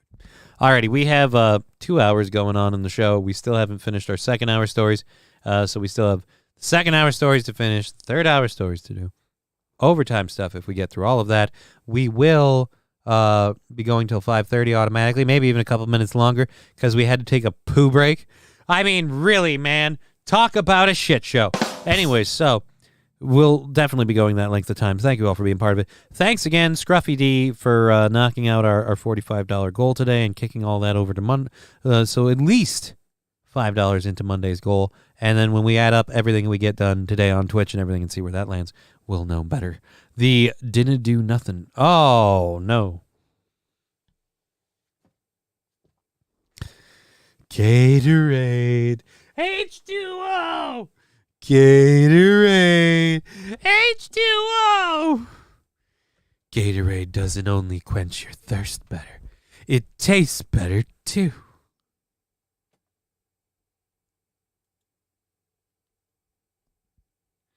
The Waterboy is still probably one of Adam Sandler's best movies, in my opinion. Just for the fact that the Fonz is the coach the whole time, and he just has so much fun with all of that fucking bullshit. Alrighty. Yep, that's how he did it. I can't believe he fucking Alright, whatever. Oh, I wonder if you could do that. And then, interesting. I should stop looking at my microphone and focus on other shit. All right, so is this video for this? This is a video what you should do if you get COVID now. All right, we'll do this video in a second, and we'll make fun of Sanjay Gupta in a minute. When you get your newly updated COVID-19 booster this fall, you might want to choose the arm the vaccine goes in carefully, or CNN. You might want to do this. And I made a decision today, since the YouTube channel is small and it doesn't actually make any money. We have it for the fans. We are no longer afraid of the medical misinformation strike. So I would like to air a small disclaimer to those in YouTube land, even though it means nothing and won't accomplish anything and has no legal binding whatsoever. I'm going to go ahead and do this one thing quick. YouTube, first of all, fuck you for calling anyone who wants to question medical shit misinformation out the gate and banning channels over misinformation. When that information actually turns out to be true, you're never held accountable for enforcing misinformation. So I'm going to continue speaking my mind about how the vaccine kills people and how the vaccine is an untested program that does not help people at all. And how I'm glad I took the Johnson & Johnson and I'm not going anywhere near the fucking vaccine. And despite we know all of this shit has been happening, you still push the vaccine, particularly CNN, it matters which arm you get it in. Why? Is that where the myocarditis is going to start? Fucking Jesus. It matters which arm you put in. Arm? What arm? I thought it was recommended in a suppository form, says Thorne. Yeah, I thought it was recommended not to get. I thought a lot of people had been, kind of realizing. I did the same. One Johnson & Johnson was the deal. I did the one Johnson & Johnson because I got guilt-tripped into it. I didn't do it for money. I didn't do it when I had money. Well, I did it when I had money. I didn't do it when they were giving out money. I didn't do it for a paycheck. I did it because I was DJing and I had wedding events and I had people literally asking me Are you vaccinated? And with the horizon being vaccine passports and vaccine mandates, I thought it was a matter of time. So yeah, I fucking did it. I did it for that reason only, because I wanted to continue to work. I think at that time I was also working in a strip club. So I also wanted to see some titties. But at any rate, yeah, whoa, in the Johnson & Johnson way, whoa, in the Johnson is way worse than the butt. No, not in the Johnson. I got the Johnson in Johnson. The Johnson & Johnson is the company, not the shot location. Oh, God. How is Johnny doing today? I hope Johnny did not get the COVID, says Red Fox Man. No, Johnny did not get the COVID. Whatever Johnny got came and went. It went in and out of my lungs, not even coughing. And other than the massive, like seriously, like SpaceX launch fucking rocket shit that I took a little bit ago during the show, fucking great. I think we're good. I think we're absolutely great. But thank you, Red Fox Man. Did not get COVID. But as I was saying, I'm done worrying about YouTube. They're going to quash smaller channels and other channels. They're going to quash mine, whatever. I thought about it yesterday. What happens if they fucking quash my channel? I go to Twitch and I go to Rumble. We lose Twitch, then we're just Rumble exclusive. I'm going to start going on X, I guess. X going to give it to you. So whatever, fuck it. I'm not going to worry about it anymore. I'm tired of tiptoeing around the tulips with this bullshit, and I'm tired of seeing places like CNN push this shit with the fucking, which arm should you get your booster in? You shouldn't be getting your booster. You shouldn't be getting your booster because you probably don't need it. I'm not saying coronavirus isn't a problem. I'm saying the booster is not effective at what it's supposed to do. So I'm not getting the jab. I don't recommend anyone get the jab. If you want to, that is your choice, but I'm certainly not going to recommend it. And which arm you get matters. Yeah, because that's where the blood clots will start. How about this? How about CNN? How about we hold you accountable when this shit starts killing people? Or wait, I mean, when we start admitting this shit's killing people. I can't wait for that. A couple of years when we're like, oh, well, we didn't know. And yeah, but you still pushed it, you dickbags. So let's watch Dr. Sanjay Gupta shill for a medical company. Some of the guidance has changed as well, probably over the past several months. Yeah. First of all, if you're sick, no matter what, you should stay home. I think that even before the pandemic, that was Cheer the 100 advice, Johnny that was is the awesome. recommendation. That I am holds glad true. that you are healthy and If did not you get the test COVID-19. positive, Hopefully vaccine passports don't happen. I had to get 5 COVID vaccines. Thanks, Red Fox Mad. Thank you very much for the 100 bits. Sorry about that. I'm not getting any more. I got the Johnson & Johnson once, and I'm not doing anything anymore. I have played the game. That's a horrible one. Played the game. I can't do it. Anyways, so yeah, I've played the game long enough and as much as I'm going to. So with like the doctors in the medical industry going forward now, I'm just flat out telling them no. 5, you are a spike protein factory now, says Fanatical Bucks fan. Yeah, man. Forget the Rona. You were shedding you were protein shedding or whatever. Instead of the arm, they can stick it themselves right up that place where the sun doesn't shine, says the moon. Yeah, that's what what I want to do with this whole, like, oh, it matters which arm you get it in. Really? Does it? No offense. Have we ever heard of any other medication where it's like, well, if you get it in this arm versus that arm, the efficacy changes? No,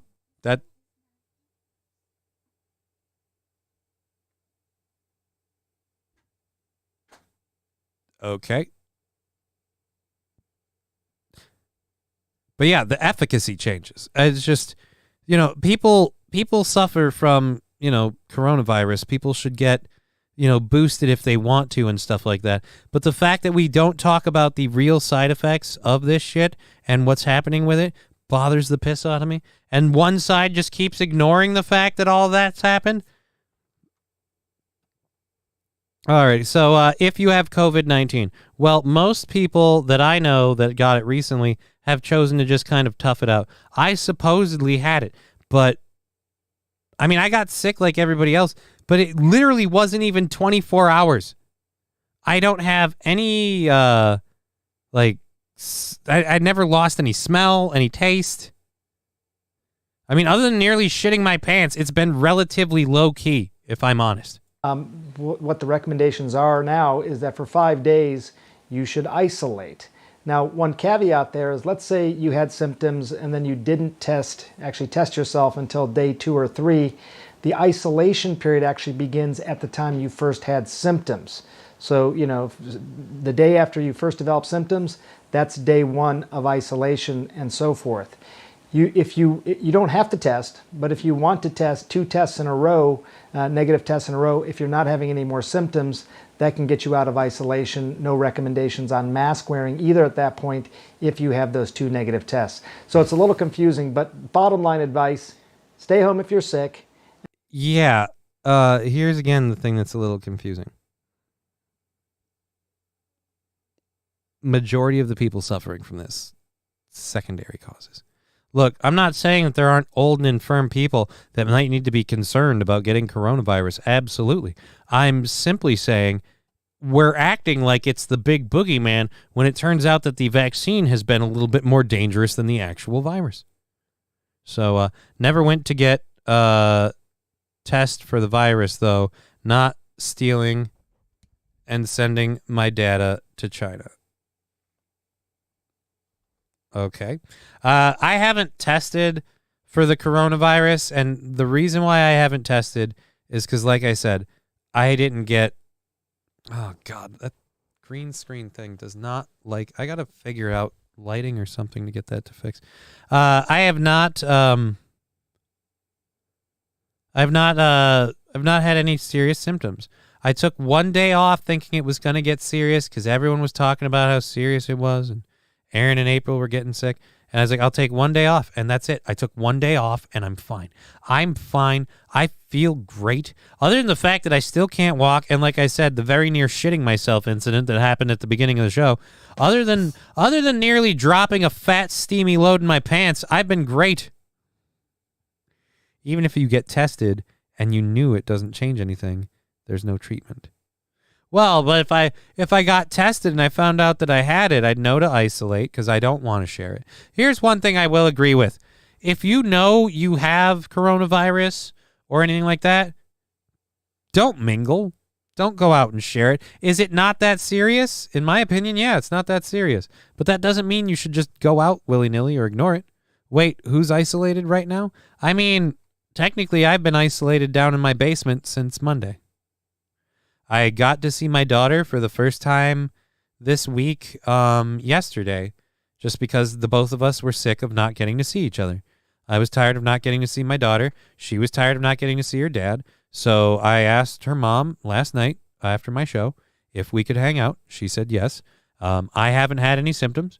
I haven't tested, but we have, again, an older lady in the house, and she takes this stuff seriously. If you got tests and it was not corona, it was the flu, would you not still isolate? No reason to test except inflate their numbers. Yeah, there's no real reason to test. The course of action for me was the same either way. And like I said, I'm not even coughing. We're good. I'm better than everybody. I'm the best, man. I'm the best. I did it.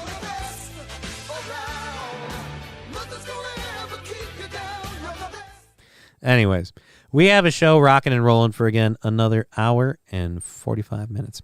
So thank you for being part of that. Thank you for being part of it on Twitch, Rumble, YouTube, all of those. We've got all 3 chats up. We're going to keep them up, and we want you to be part of the show. Remember when they were licking ice cream in the store and putting it back, or licking door handles? Those were fun times.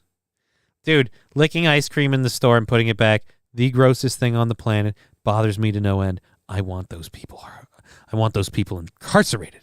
I want them punished. I want them held to the highest extent of the law. They were licking the ice cream, goddammit. Alrighty. Speaking of being held to the highest standard of the law, parents in Missouri are facing jail time if your kid misses too many days of school.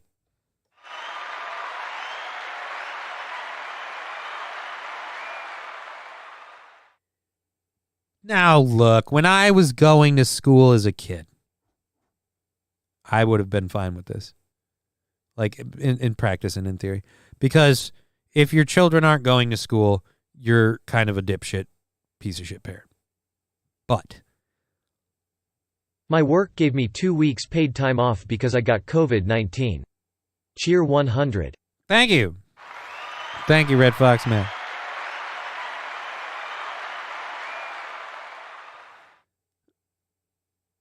Thorn, haha, that'll fix it, right?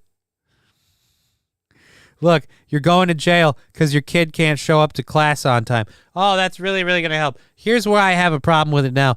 I actually approve of kids not going to school now if they have teachers that are pushing that woke agenda shit, and they're like, you know what? Today's going to be a experience. My sexual identity is fluid fucking book day. I don't want to go. I'd be like, all right, fine, don't go. But that's the weird part now. It's weird how now we're going to hold parents that legally accountable to kids not attending in school. It seems odd. Tinfoil fat theory.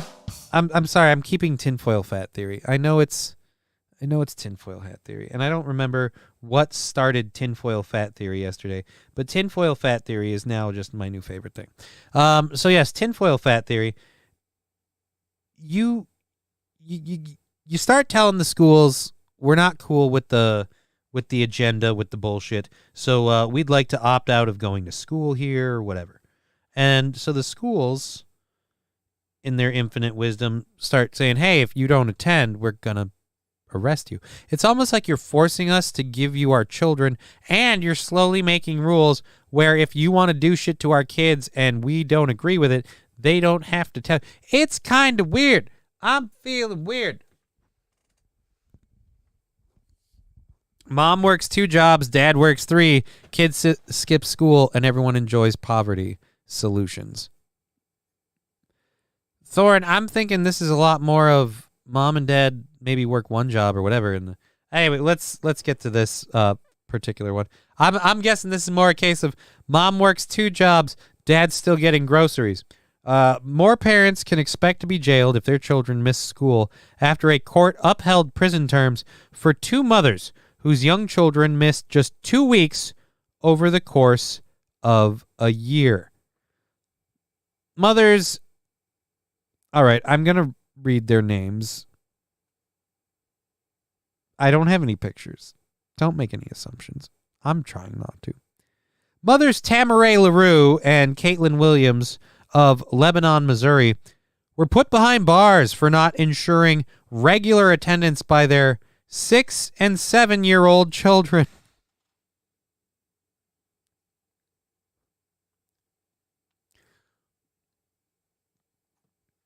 I was going to give you guys the benefit of the doubt, and I was going to be like, hey, man, you can't hold these people accountable. The kids will just...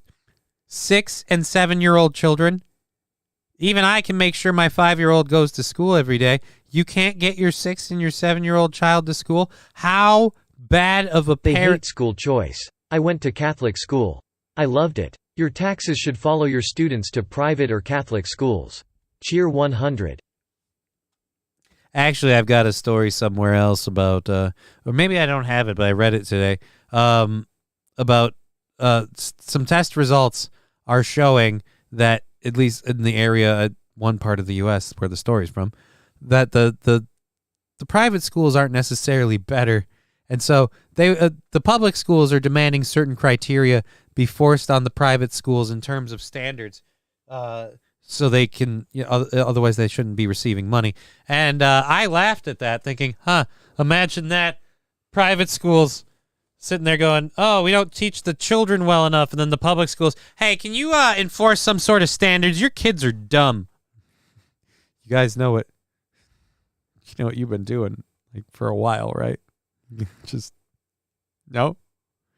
Don't see that irony mirror just popping up right behind you? Turn around, look at it. Ah, scary, a boogeyman.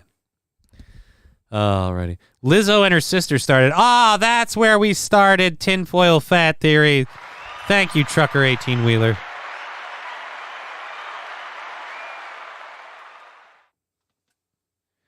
The mood. COVID is the flu on steroids. Some get it bad. Some do not even notice. Yeah, but there's certain symptoms that I've had before with COVID both of the 2 times I've had COVID before now. None of those.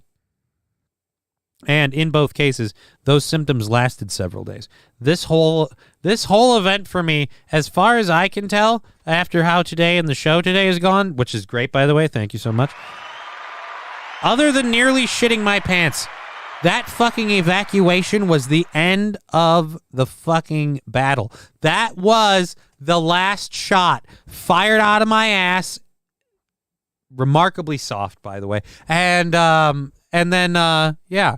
You know, there was some air barrels, a few more, how shall we say, a few more men in the back end to close out the whole deal. But then, yeah, it was done. It was done. If you are sick, you probably don't notice it because of the steroids you've been on. Again, I would believe that, except I was sick for a little bit just at the beginning. And nothing, no taste, no smell effect. No, I don't have any phlegm. I don't have any congestion. I don't have any weed. My lungs can't be clearer if I tried. Oh. And if I'm lucky, they won't be by tomorrow. Hey, you know what? I'm super desperate. Let's go back and check my email again. Any luck? Nope. Yeah, that ain't happening today. That ain't happening today. I'm sorry. If the Minnesota Health Department hasn't reached out, bye now. We'll see you Monday. Alrighty, so I'm gonna have to wait till Monday for that. That's gonna suck. It's gonna go down south. Oh, we got that. We got that. And med school professor. Yeah, we talked about the parents and the arrested for the thing. Did I? Oh, wait. No, that's because I clicked the wrong one. Here we go. So the appeal in court. 90% figure was irrelevant. The court claimed rather issue was overall attendance. All right, so yeah, it's just you guys, your 6 and your 7-year-old managed to regularly miss school. The state demands that students have at least a 90% attendance rate during the school year. The parents, in their appeal to the Supreme Court, had argued that their children hadn't reached that threshold and that the absences had been excused under the state statute anyway. And furthermore, the state standard of regular attendance is too vague, and the 90% number an arbitrary threshold that is not actually in the statute itself.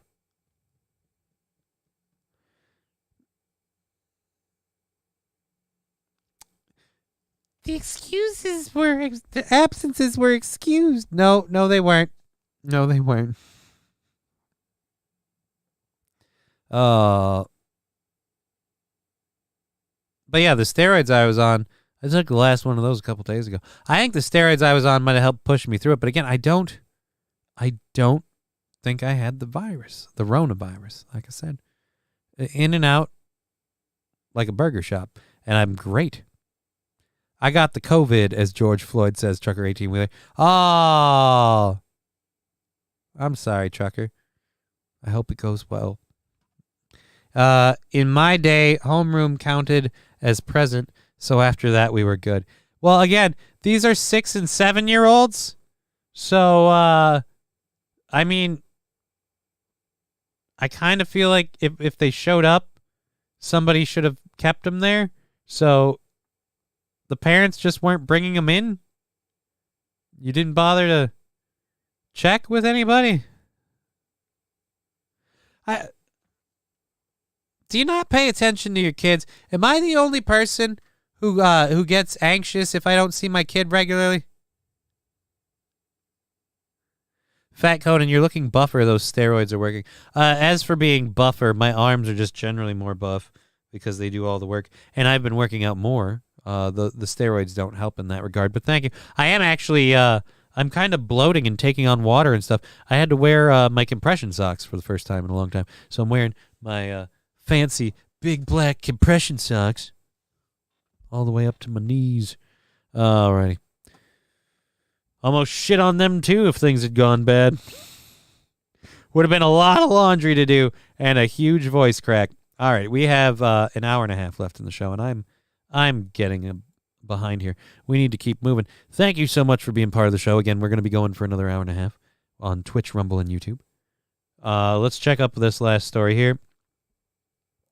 Feminist med school professor endorses gender creative children, including a category called gender minotaurs. Yeah, that's the right response, Fart Conan. That is the right response. Now, this lady from 21st Century Gender Creative Children. Let me show you her business card, or whatever the fuck this is.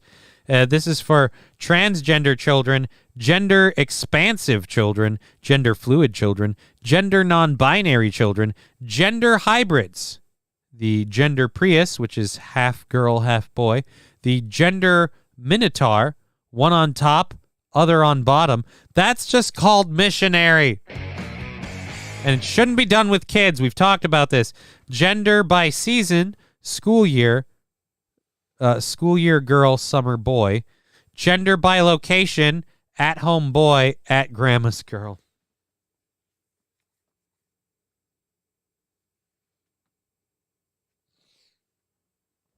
Ma'am, could we add a category just called fucking wackadoo?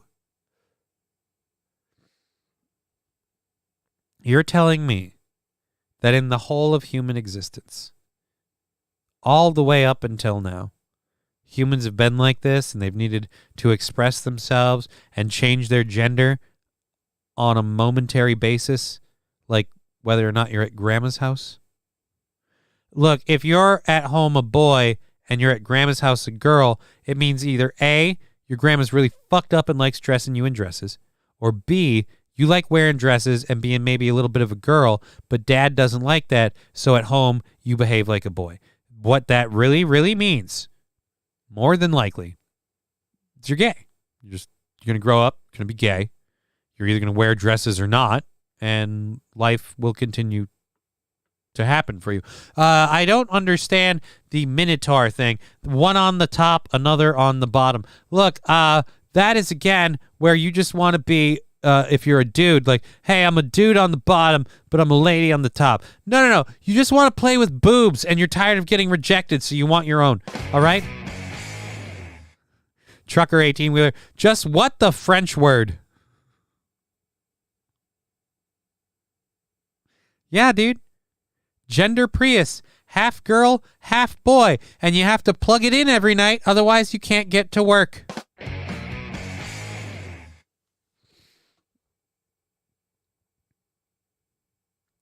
Gender by season. Look, so wait a minute. So you're saying I'm during the school year I'm a girl, during the summer I'm a boy. So what is it? Like the fall and the spring you grow and lose your penis? Ah. Spring showers bring summer boners. I'll never forget the first frost of the fall. The leaves turn a dark hue of golden brown, rich reds and crimsons, and my dick begins to wither and fall away. I will begin another school year as a woman, as I have the last, and I will the one preceding and the one before. I have shed my penis at every school year to continue graduating as a woman, only to reach the end of the year and all of the best Shady Hawkins dances coming around, finding myself unable to score a date because of my 5 o'clock shadow and my raging boner. Sweet Jesus, man. Gender by location.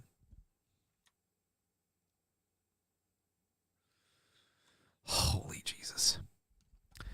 Like a lizard, your front tail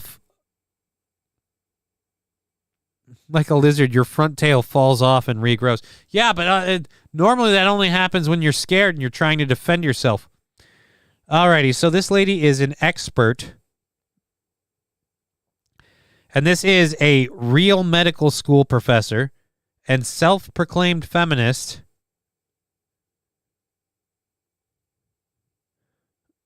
A boy twirled in my office and said to me once, You see, I'm a Prius. I'm a boy in the front, and I'm a girl in the back. That means you got a fat ass. I'm a boy in the front, and I'm a girl in the back. So wait a minute. So your dick is the charging station? I'm not sure. Which part is the plug-in? Again,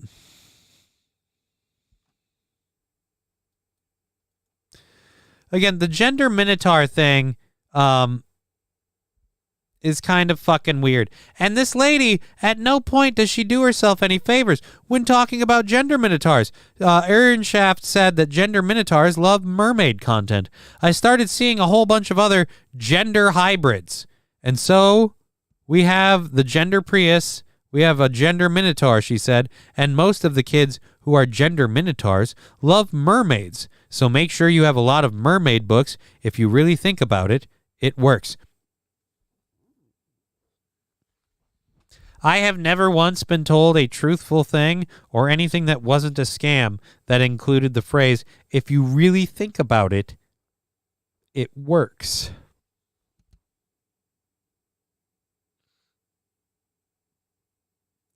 Let me explain that phrase to you if you want to use it in this context. If you really think about it, it works. That phrase could be taken to mean, if you really think about gender minotaurs, mermaids work because they're one thing on top and one thing on the bottom. And much like the gender fluid movement, it's a complete fabrication of someone's imagination. I mean, sweet Jesus. You guys want to be taken seriously and say that you're not full of shit, but then this is the stuff you back up. You gotta fucking own it a little bit better than this. When you put out crazy batshit nut stuff like this, how are people supposed to see you as sane? I don't get why people say non-binary people are crazy or trans people are mentally unstable, because you're like, oh, you know what I see? I see gender minotaurs.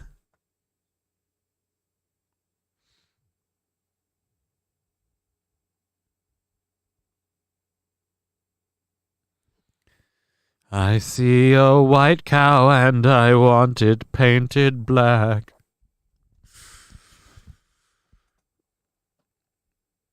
The QAnon shaman is our role model. We need our mascot back. Alrighty, if you really think about it, it works. Again, if you really think about it, it actually works, but not the way you want. If you really think about it, it works to actually explain your movement quite well. You believe in minotaurs. That's, again, it works. All right, so we got all those caught up. We have, again, an hour and a half left in the show. Thank you for being part of this lovely program. Thank you for everyone watching on Twitch, Rumble, and YouTube. We're having a great day. It's going awesome. Like the show, share, subscribe, all of that great stuff. We sure do appreciate your support.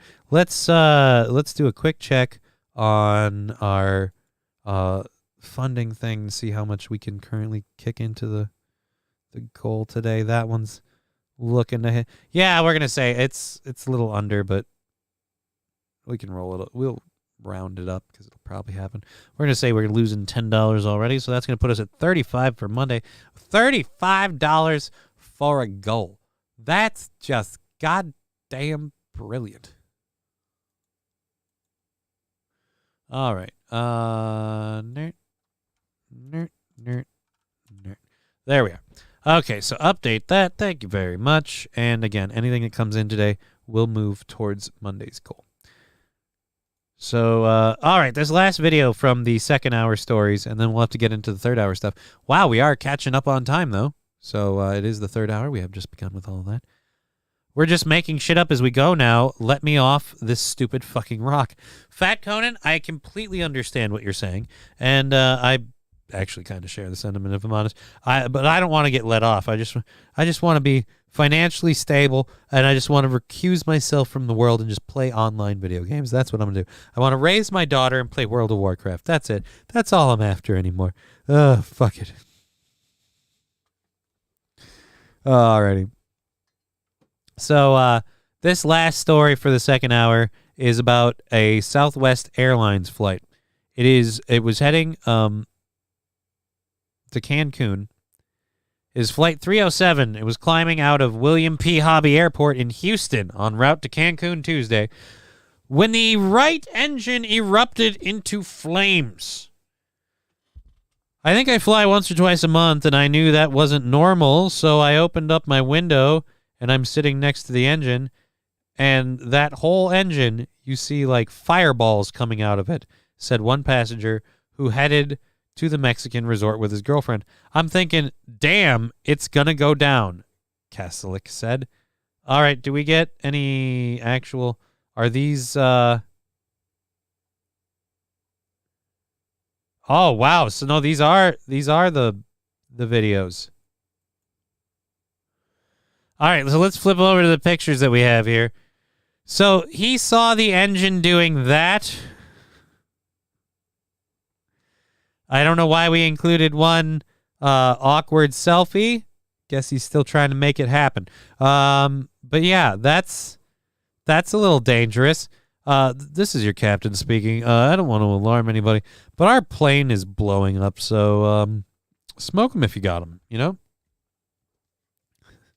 Skeezy Whitefish. I don't know if you want to be on this plane or not, and that is up to you, but that motherfucker right there is not fucking real. Oh, man. And we're out of water. We have an hour and a half left to go. I think we can make it, buddy. The dramatic video. Yeah, I want to see the dramatic video. Is this the dramatic video? That's our dramatic video? Okay, so here's our dramatic video. Spoiler alert, not very dramatic. Just backfiring. I mean, it's not good. Especially since if the plane goes down, you are in it, and it's still a long ways up from the ground. But hey, at least nobody died. Thankfully, nobody was hurt. The plane returned to check out a potential mechanical issue. The aircraft landed safely and was taken out of service, the company said. Great, but now nobody got to go to Cancun. There's a whole lot of HPV that isn't going to get shared around. That's not good. Alrighty, well, thank you so much for being part of the show. Hour and a half, we've done all that. Let's get our last hour stories up. I'm going to go ahead and drop the audio down really quick. Fire, fire, fire. Fire, fire, fire. I am Cornholio. I crashed the plane for my bunghole. All right, let's drop the audio real quick. We're going to check up on this last hour here. Ford CEO admitting that the... admits to a reality check during the Ford F-150 Lightning Route 66 road trip. I don't know if this is one of those reality check, like he's going to say something we've all known and the industry has been avoiding admitting, or a reality check of like, I thought it'd suck and it's really, really good. In which case I'm going to rip him a new one, because then this is just a glorified ad, and Fox News pretty much just sold their soul for that, and I'll have fun making fun of it. We also have a sunflower field with a unique request for its visitors. We've got a raccoon that has found the Lord. We've got a wedding drama event to talk about. We've got an estate handyman that's found a way to get rid of squatters, so I wanted to share that. And we've got Canada being a virtue signaling piece of shit over trees. Once again, over trees. All righty. All right, nope, fairly common complaint. Just looking at the first thing, we already know we're going to like this. Potential mechanical issue. Yeah, potential mechanical issue is a very interesting term for the engine is erupting jets of flame. Not normally what it's known for.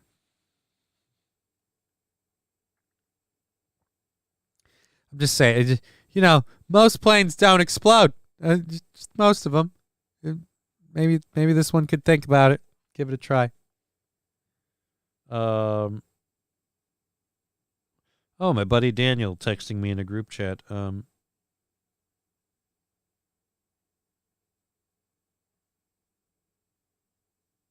And thank you for someone chucking in $1 there, $2. That'll be able to cover that 10 that we rounded up to. Perfect. Alrighty, so here we go. Ford CEO Jim Farley, Farley explained a common complaint about the electric vehicle owners. A common complaint from electric vehicle owners during his cross-country road trip in the automobile maker's electric pickup truck, calling it a reality check. Charging has been pretty challenging, Farley said on X, the social media website, formerly known as Twitter. Oh, wait, we got a video. Let us go. By the way, dude, Maybe Hey, laser lips! Your mama was a snowblower. Yeah, but at least she was a gas snowblower, you know? Not a fucking electric snowblower. Not one of these plug-it-in pussy snowblowers. Like, oh, you little linty fab butters gotta go out there and push them little bastards around. Ooh, I'm gonna move a few flakes with my electric snow. Fuck that. I want to burn a dinosaur and know that I'm telling Mother Nature, get the fuck off my lawn. That's the way it's going, all right? You drop this shit in my yard, I'm going to throw it over there. And you know what? I'm going to use dead animals to do it. And if that hurts your soul, well, maybe you should land somewhere else next time, snowflake. Pretty challenging. I stopped at one of the most popular charging sites in the country on the I-5 in Kalinga. On the I-5 in Kalinga. Dude, you almost sound like you have a lisp there. I thought we were pretty challenging. Yeah, because electric suck, dickbag. But all right, take it away again. I'm sorry.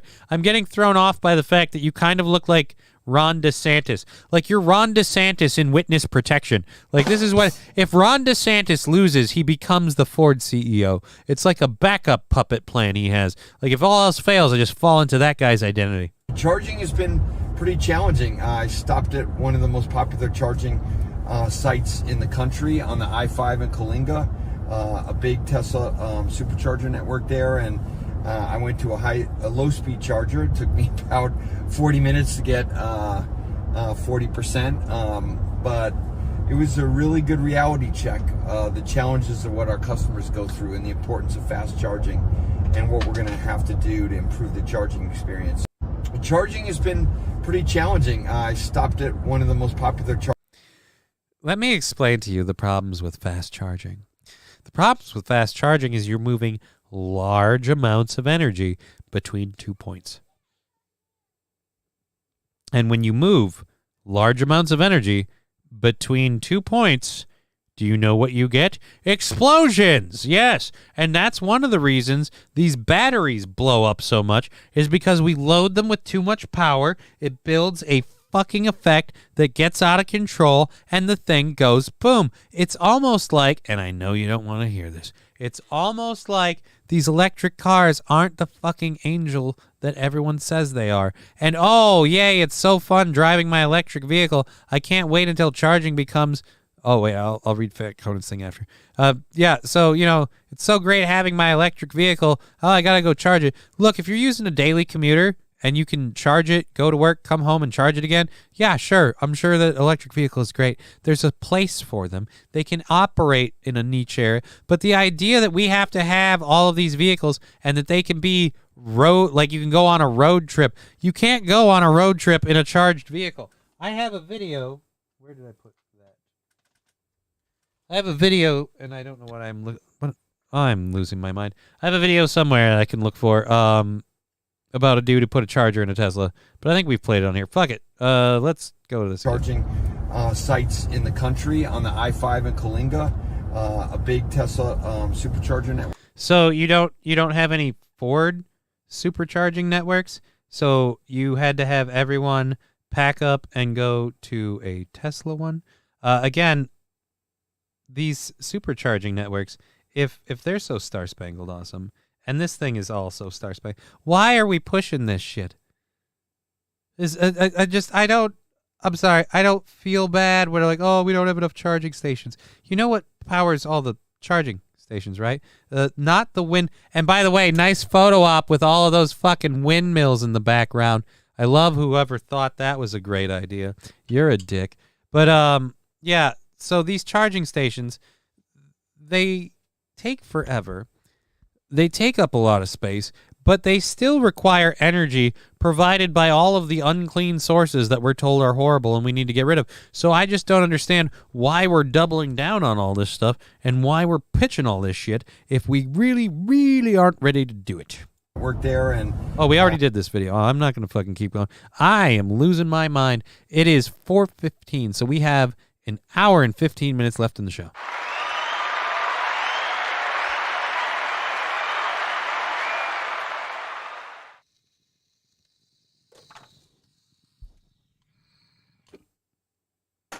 And I just literally cleaned the inside of the bowl to make that happen.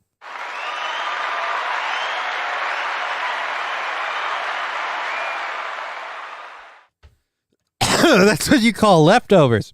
Alrighty. And I honestly believe that's another reason I didn't get sick. I cough like regularly to get this stuff out.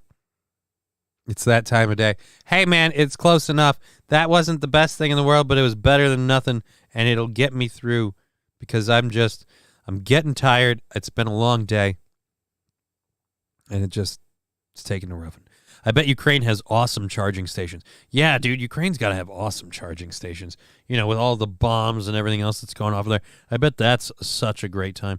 When the world ends, I can't wait for all of us to be driving around in our electric cars. They just don't. That literally, we don't even have to go any further. They just don't. That's quite frankly the perfect answer. Anyways, so Ford's CEO has realized that charging a vehicle sucks. Last time I checked, we don't have a whole lot of songs that feature the cowbell. I gotta have more cowbell, baby. GeoMad8 subscribing to my channel for a month. Thank you so very much.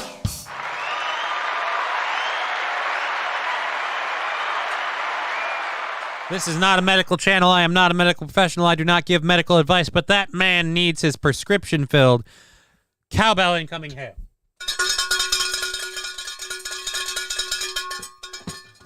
There we go. Thank you so much.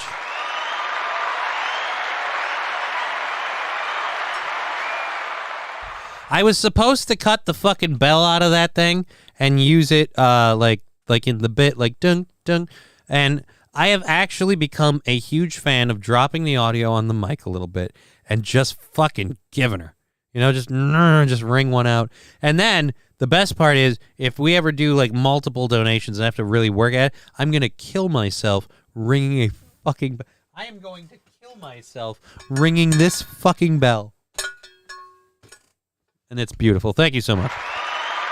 All right, that's done there. Our next story is one that we were talking yesterday about photography, particularly a lady who wanted her husband to allow her to engage in photography for some, I guess, athletic wear is what we're calling it. It's underwear shots. She got propositioned by some people who are making athletic wear, and they want to take pictures of her in the athletic wear, and she kind of pissed off her husband about that. It was a bit of a thing. Well, this isn't related to that story, but it is in the same vein. In England, doesn't work for me. Uh-oh. I gotta have more cowbell. I have a feeling someone just donated the sub thing. Make me ring the bell again. I was busy cleaning my lenses. All right, what do we have? That's Geomad who subscribed with Prime. So didn't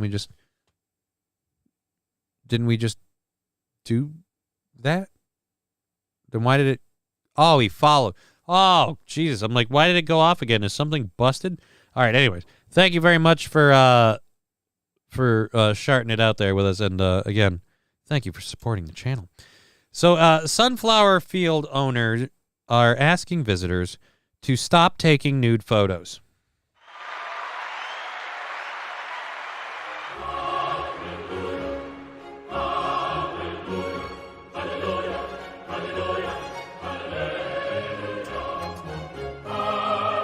I mean, one lady with her tits out, random occurrence. But to have it every fucking Tuesday. What is it Open Tits Tuesday? Why are there breasts in my sunflower field?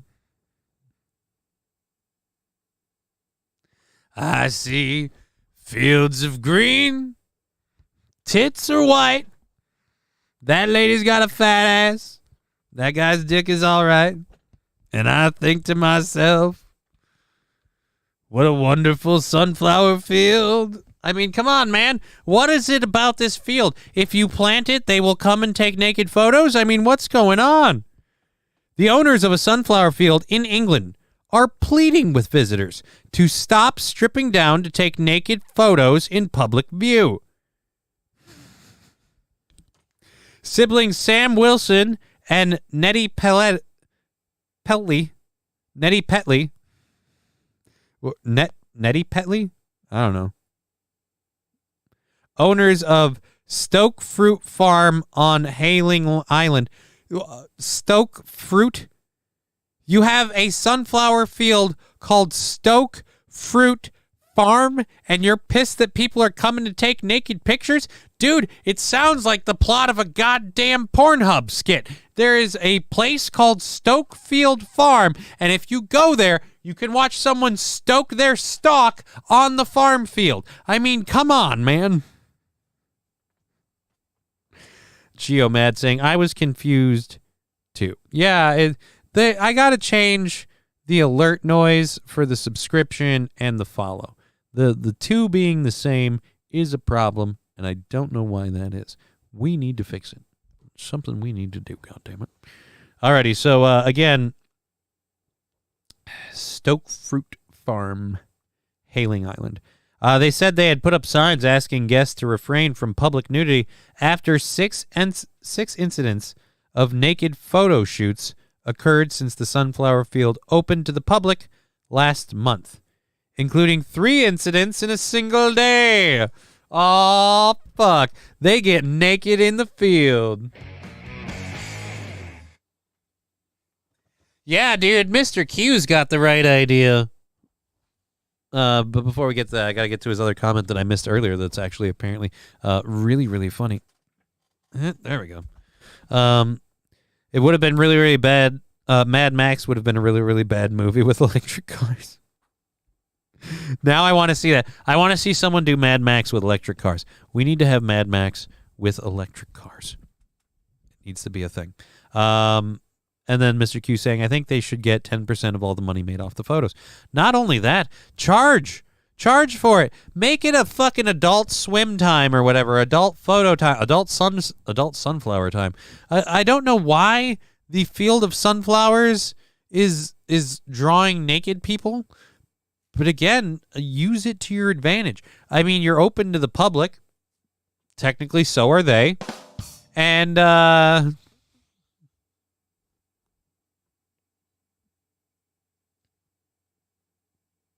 you know, it's your property. Last time I checked, we don't have a whole lot of songs that feature the cowbell.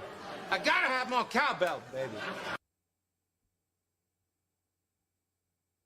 Titties. There we go. Thank you very much for titties. And I'm going to lean over here because there's not enough room over there now. Thank you very, very much, Danger Bear Wolf Turtle, subscribing with Prime. 9 months subscribing to this crazy, weird program. Thank you for supporting our show. Here we go. Cowbell for the Wolf Turtle.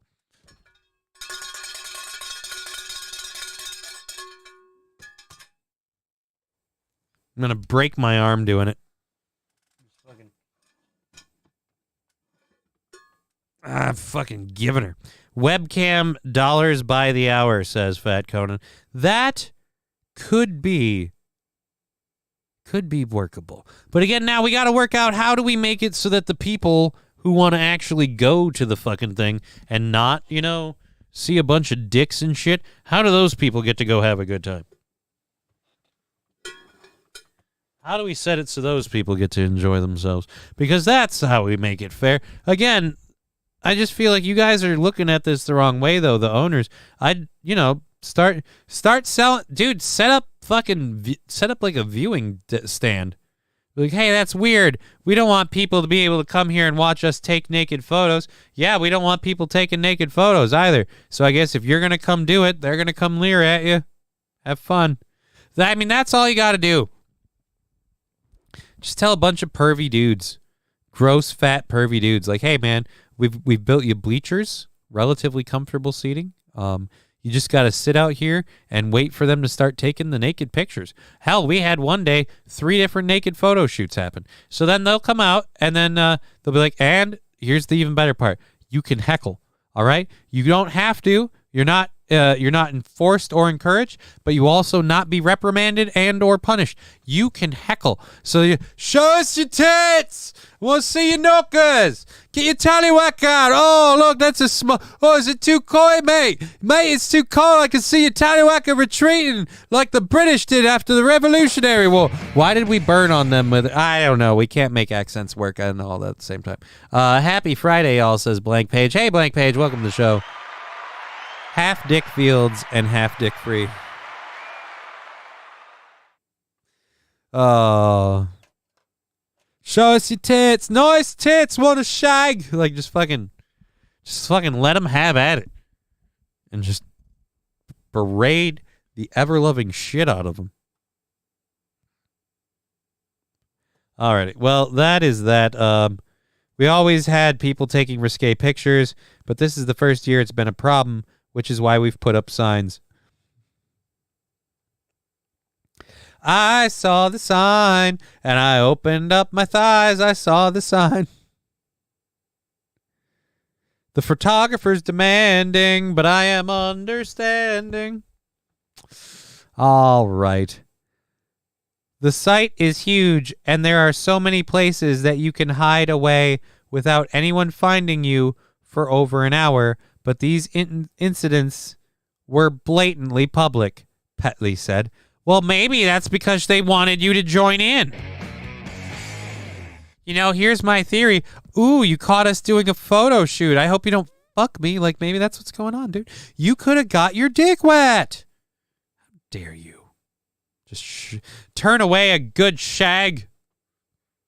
Some of us would kill for such an opportunity. Again, what is it about the sunflowers that brings out the nudity? That's what I don't get. And it doesn't matter whether it's dicks, vaginas. Is it because the flowers are so big they can cover the naughty bits, and you can, like, you know, hold one in your? Again, why? It's a field of sunflowers. Lose all your clothes. How is it? Why do we always go to nudity so fast? They're like big boobs. All right, I guess that makes sense. They're like big boobs. Last time I was there, was naked for 45 minutes before being caught. It is England. I don't know if they shave over there yet, says Skeezy Whitefish. Oh, they are big like boobs, and they look like nipples, says Fallen the Great. Okay. I don't know. I think they have. There's a weird. Is that a Google search? Do English women shave their bush? Do I really want to ask Google if English women shave their snizzage? You know what I need to do? I need to meet an English woman in real life, and she can show me. You know what? I want to meet that Meghan Markle. She's an interesting English lady.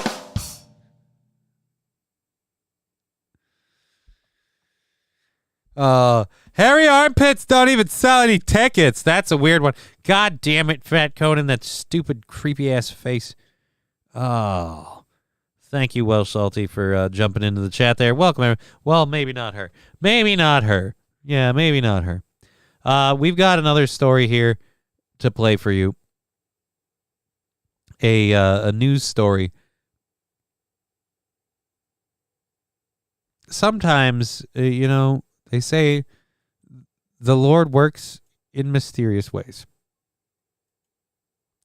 If you're a raccoon, I didn't know he cared, but I guess when God closes a door, he opens a ceiling panel. Culprit caught on camera. A pastor got a surprise watching over security footage at her Milwaukee church. Madeline O'Neill is in the studio with details on the bandits break-in, and they know who they're looking for, Maddie. Yes, Ted. Well, this all started with a broken window. Oh, my God. Dude, am I wrong? I'm dropping the chat box for a minute. Does that kind of look like Lemmy with a pucker face? Window and fall. It, like, the eyes aren't right, but, like, it's like Lemmy's sister or something. And by the way, this is out of where?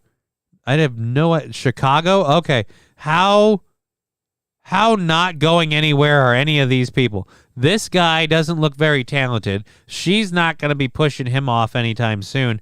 And then they pitch it to fucking Blossom over here. And she's not knocking anyone's socks off. Jesus Christ. That's just not going anywhere. Big titty, small titty, wobble titty, saggy titty. But ever fat titty. But not ever fat titty. Looks like a more attractive Lemmy that goes outside and eats right. Oh, fall in. Ted, well, this all started with a broken window and fallen ceiling tiles, but it wasn't until a pastor checked her church's security cameras that she figured out exactly who got inside. The devil. So I was thinking it was just a window. The devil, I tell you. It was the devil. Oh, I'm sorry. Somebody threw something in it to break it. Pastor Ingrid Durr says she thought a brick broke this window. But that wasn't the case. At a church where everyone is welcome. Nearly. That's the only one that's not welcome to Raccoon. A church where near everyone is welcome. The only one that's not welcome to Raccoon. Welcome. Nearly. That's the only one that's not welcome to The gays. All the gays.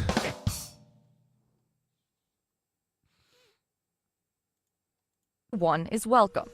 Nearly. That's the only one that's not welcome to The trans people. I hate the trans people. Oh. Outside Chosen Generation Outreach Ministry, Durr says she's seen a family of raccoons. They climbed up that tree right there. She just didn't expect to see one. That's what I call him. I think it's a little... Oh, was that a little snort? Was he tired? There. She just didn't expect to see one. That's what I call him. I think it's a little rascal. This little rascal running around. Running around inside her church. I'm looking through my phone, my footage. He's looking for the Lord. He's just trying to find Jesus. And he heard you had him. He also smelled cocoa butter. Unrelated. Unrelated. But my point is he's looking for Jesus and intrigued by the lingering smell of cocoa butter. Raccoons used to climb up on the porch at Mama's all the time. She just chased him off with a broom. Fat Conan, yawn. Oh, I'm sorry, Fat Conan. A raccoon broke into a church, and we were having fun with it. That's when I see this little rascal on the table. It seems the bandit's mask wasn't enough to hide its identity. So I'm walking away. Fuck you. The bandit's mask wasn't enough to hide his identity. Yeah, it's a lot easier to notice it when you talk about what ethnicity the raccoon is, huh? Can we talk about the raccoon's ethnicity? If you just called it a random furry mammal, we'd all be really more curious. Weird when you get descriptive. I didn't see the long tail. I said, that's a raccoon. The raccoon was in the church's dining room, caught red-pawed. Wow. Red-pawed? Really? He really did a thing. Holy shit.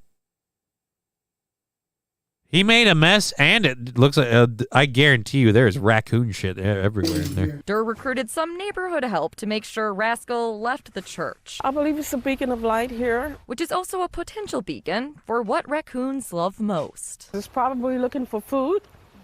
Yeah. Duh.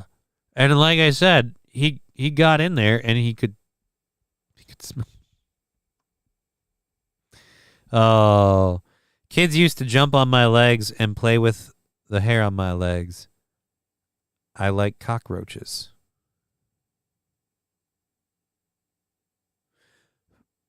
All right, Fat Conan, I think, has lost touch with reality. We were just trying to have fun with a raccoon finding Jesus, and I think we broke him. I'm sorry. Let's catch up with this. Not catch up. Let's just do this story quick. And I created hint water to make water taste better. I don't give a shit. You created hint water. Hint, none of us care. All right.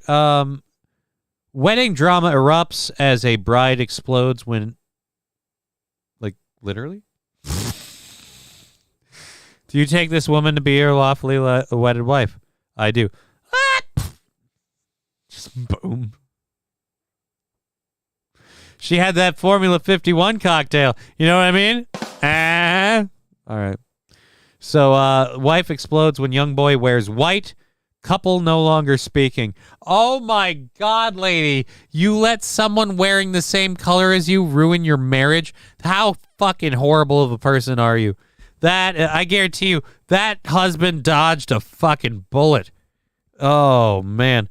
Bride and groom aren't speaking since the controversy. An etiquette expert weighs in. I don't give about the etiquette expert. I just want to hear about the controversy, and I'll make my own stupid judgments. How does that sound, Internet? A wedding day is often considered one of the best days in a person's life.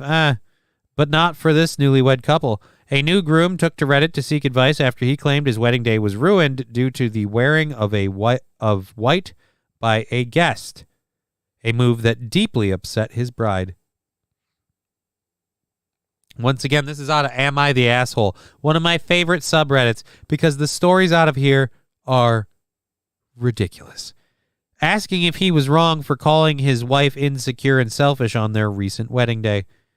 The 28-year-old groom said he and his now wife, a 26-year-old female, were married recently. Their wedding had a strict no white dress code. Don't do it. All right? Anyone that can't have white at the wedding, like, only I can wear white.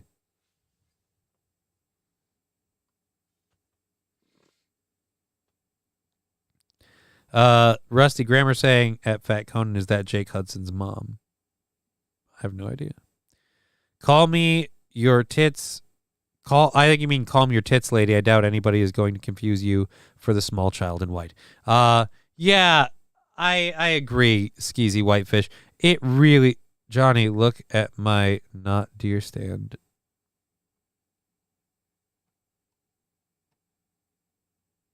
Mobile auction.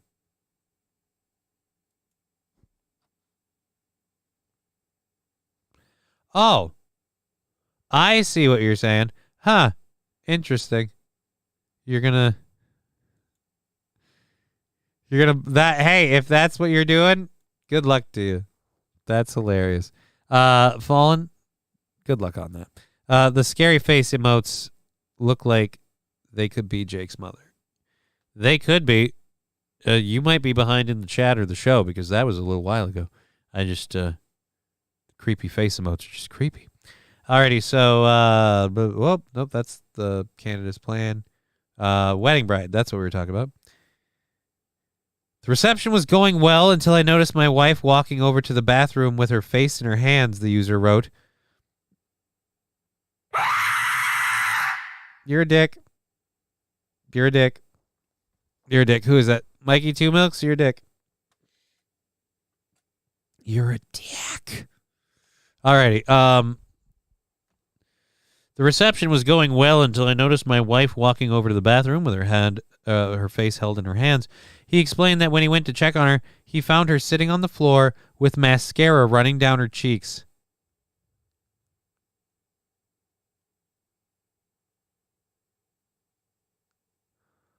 Oh, I'm not reading that part yet. We're getting to that later.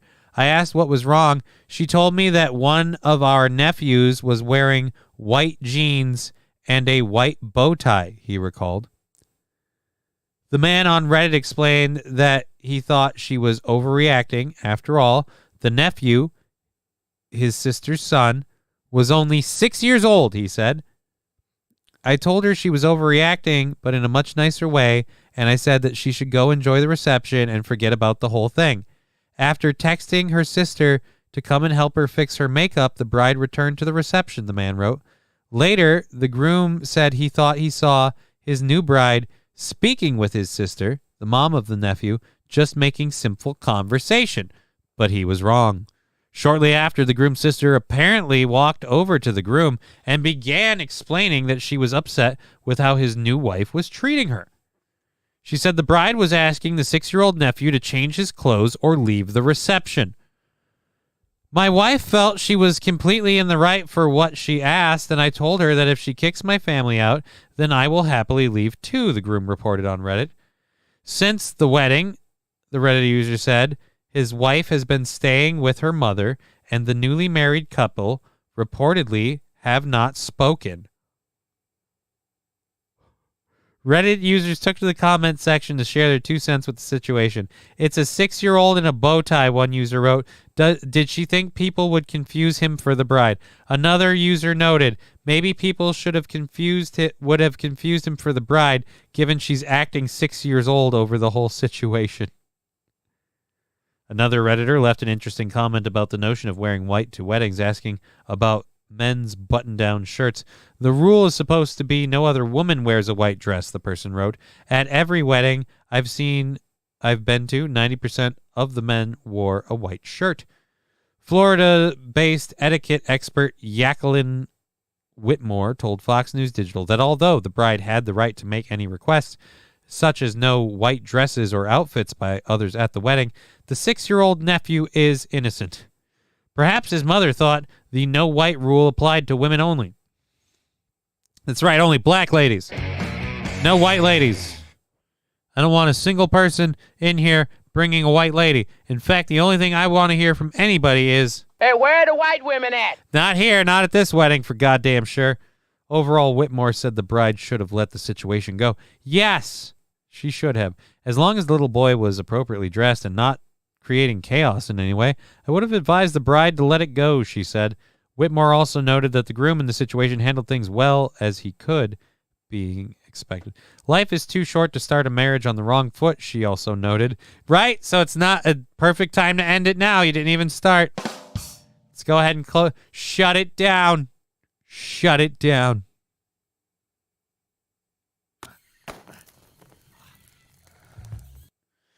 Skeezy Whitefish saying, marriage is a scam, lads. Don't do it. Look, is marriage a scam? Maybe. Maybe it is. Maybe it isn't.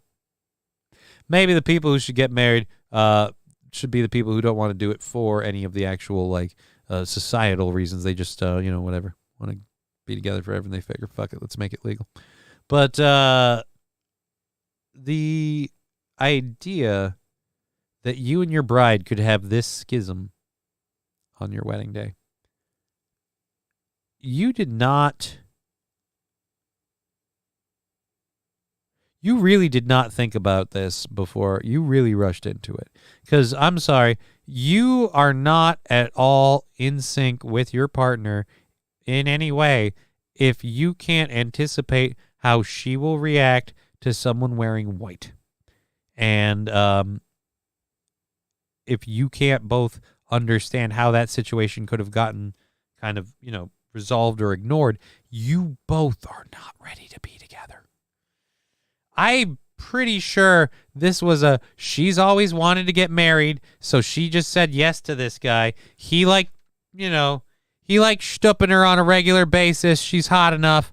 And so he's like, I'm going to throw the offer out. And she's like, finally, always a bridesmaid, never a bride. Now I get to be a bride. And here's the problem.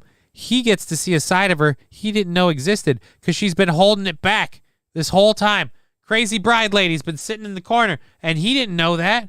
He can't see into her psyche. If he could, there'd be a lady like The Ring, just in the corner, just 7 days. Like, fucking, you're screwed, dude. And he didn't know that. But he found out on the wedding day. And now she's staying with the mom. He's living alone. Who foot the bill for the wedding? FAFO. Fuck around, find out. Well, I mean, I think most states have a 30-day return policy. Yeah, but he's probably had his wife for longer than 30 days. Oh, you mean the marriage? You mean the marriage license? Okay.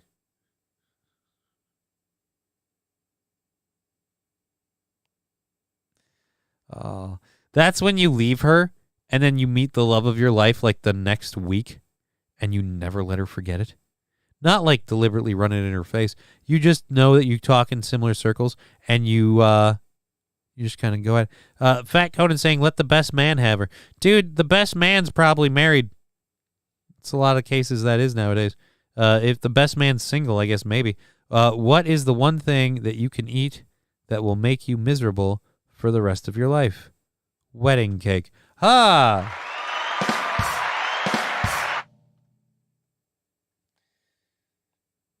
I wouldn't say that. All right, this is driving me bonkers. I've been trying to fix it this whole fucking time. I don't know why.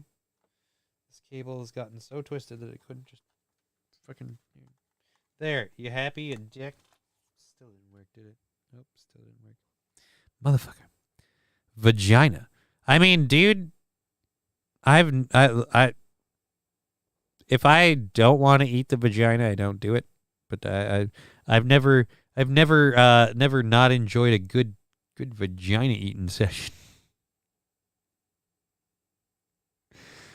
You know, we have like 45 minutes left in the show. Maybe we should do like a show and not sit on that. Let's check this out. A handyman found an interesting way to stop squatters. So I thought this would be a fun one for us to do. And let's hit play. Oh, it's a Geico commercial because they're bringing those back. Where's this button? This button. Oh, it's not a Geico commercial. It just made you think it's like a Geico commercial, and it's for some other stupid thing that I don't care about. Boop.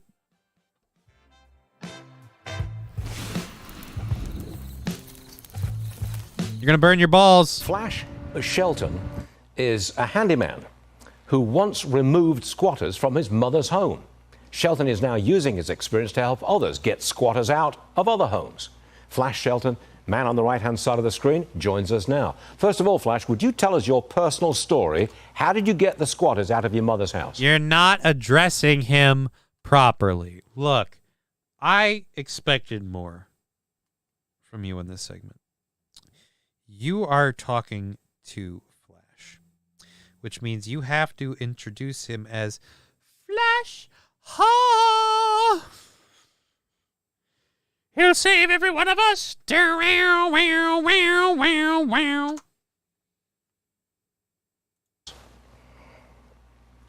Well, squatters took over my mom's house after my dad passed away. We were trying to sell the home. I called local law enforcement, and as soon as they saw that there was furniture in the house, they said that I had a squatter situation and they had basically no jurisdiction and they couldn't do anything. So I dissected the laws over a weekend. I basically figured out that until there's civil action, the squatters didn't have any rights. So if I could switch places with them, become the squatter myself, I would assume those squatter rights.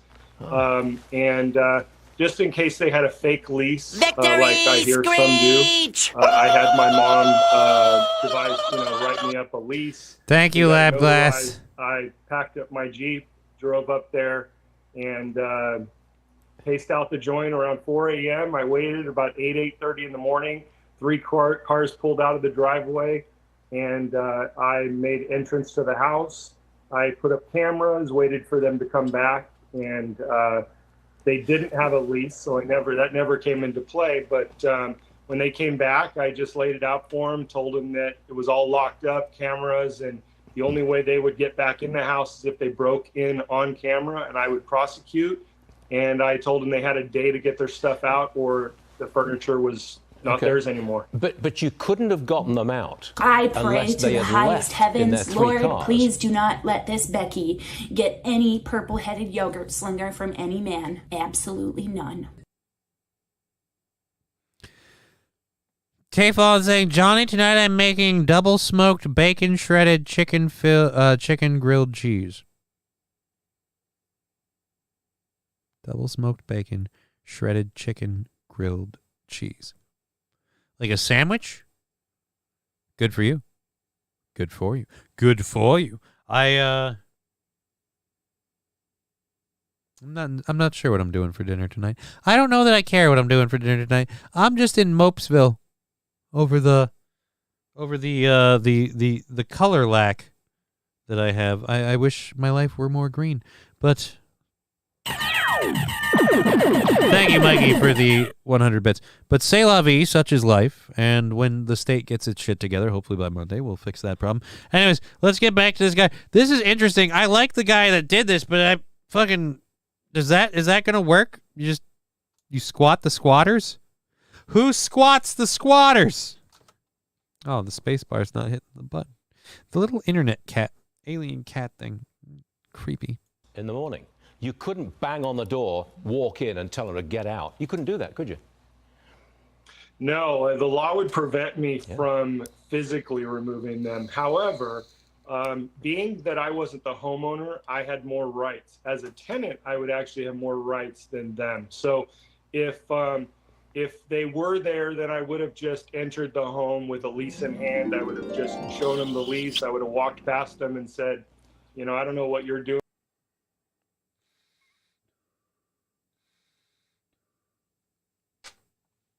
Oh, thank you for the 100 bits.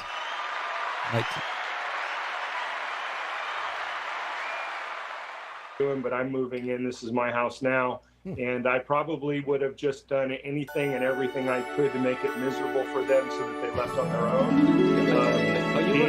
Are you running a service now, helping other people get squatters out? Yeah, so more importantly to that. Thank you, LabGlass, for the 100 bits. I think he's just looking for the interesting ones to do now. That's all it is. Just whatever the... hearing that dog fucking sniffing in my ear was weird, by the way. And we are 225 bits away from a sticker party. When that goes off... Cheer 100. Well, I guess... Here comes a train. I guess I could find a way to make this work. Rushing up and down on the daisy line. Mummies and daddies, the grandpas and the grannies. Everyone's aboard on the 809. Here comes a train, and here comes driver's head too. Wah-hey! Here it comes, here it comes. Here comes a train today. Here comes a train! I just have the stuff that's caked on the side from everything we smoked out of this recently. It's a really dingy way to do this. I'm sorry, but it's all I've got. And I have to honor the hype train that we are now at 42% of. And so I will do it like this because that, like I said, it's all I can do, man. It's all I can do. I just don't cut the stuff. I'm waiting on the state. Love how the state's legalization shit went, and that's all nice and fucking... Whoa! You're spacing out on me, Fox. You're doing that thing. You doing that thing you do. Forcing an ad to play because you bill them. Because Fox is run by... All right. Cheer 1000. I'm out of here, Johnny. Have a good weekend. Thanks for the entertainment. Well, Skeezy Whitefish kicking us over into level... This is all going to Monday, so we might be even calling Monday a done day with the way 1,000 bits says. Drew, says Fat Conan. Who's Drew? Level 1 complete. Let's see where we land on this. Let's get that first controlled burn. We're 4% of the way into level 2. Awesome. Let's do this. You think the state will get something done fast? No, it's not about me thinking the state will get something done fast, Fallen the Great. It's about it being shitty that I medically approved, but I'm waiting for the state's approval. And it's just a shitty situation. That's all I'm saying. Shitty situation. You're right. Fuck me. Whatever.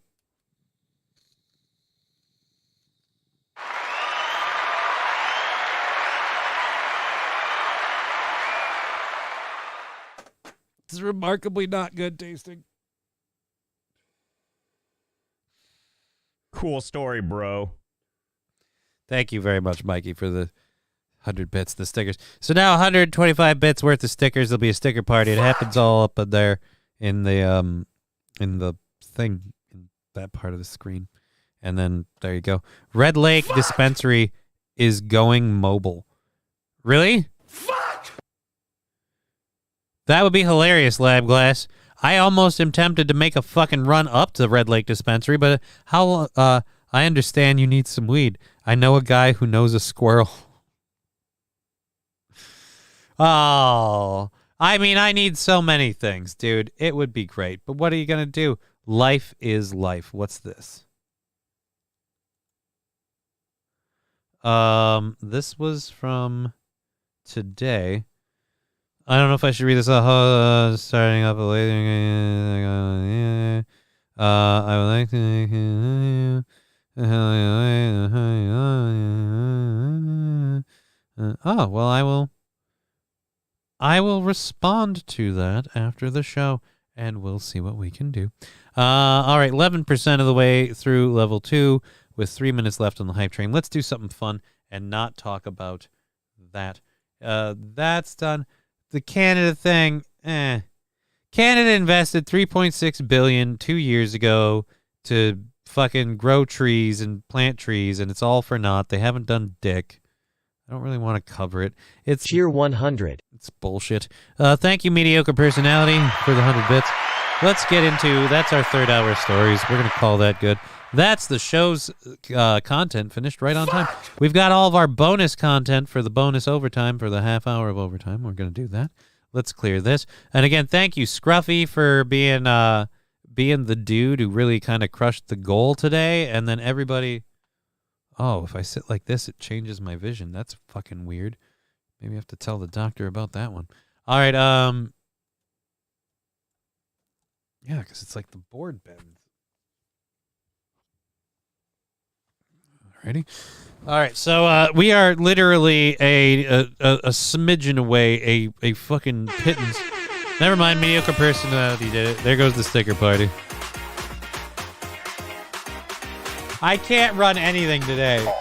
They have the whole fucking thing. I don't give a shit. Fuck it. They're having fun. The end of the show. The end of the week. Do it. God, I wish I had more weed to like smoke it up with this. One thing I'm letting down on.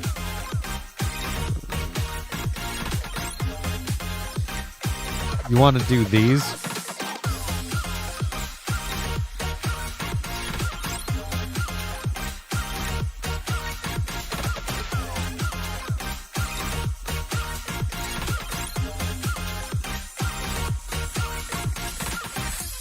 You know what? I'll go with the Care 11 one. Holy Jesus, that screens. The fucking hands are getting aggressive. Sniff Dog and Bouncy Cat. That is a lot of stickers. Now everybody's sharing. What's this? Is this the Red Lake Dispensary thing? After being open for over 2 weeks, the Red Lake Dispensary Native Care will... After being open for 2 weeks and seeing the utter assload of weed they can sell and how many people want to buy it, they are going to go bug nuts and sell it around. Well, that sounds great. Danger Bear Wolf Turtle with 10 bits. That's the hype train finishing there at level 2. Thank you very much. We had a hype train and a sticker party. A great time. We have a half hour left in the show.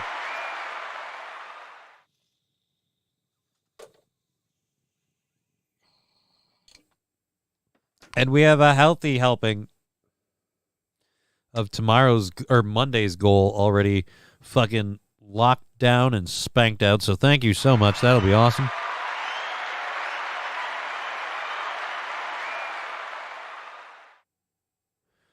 So let's go to this one.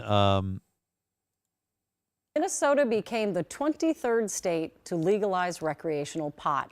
Right now, Minnesotans 21 and up can own it, grow it, and smoke it in most places except public buildings and inside cars. Sales, however, are on hold while the state works out licensing for businesses. Yeah, so it's legal to have. It's legal. Yeah, we'll get to this and that. It's legal to have. It's just you can't get it. Fucking dicks. And Look at the line out the block. I wouldn't be able to fucking get there. My life On depended the on Red Lake Reservation in northern Minnesota. It is the first place in the state to start selling legal marijuana. And business was booming, as was evident by lines around the block for most of the day.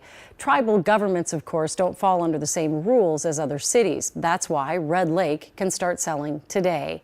Jennifer Hoff was in town for day one and talked with tribal leaders.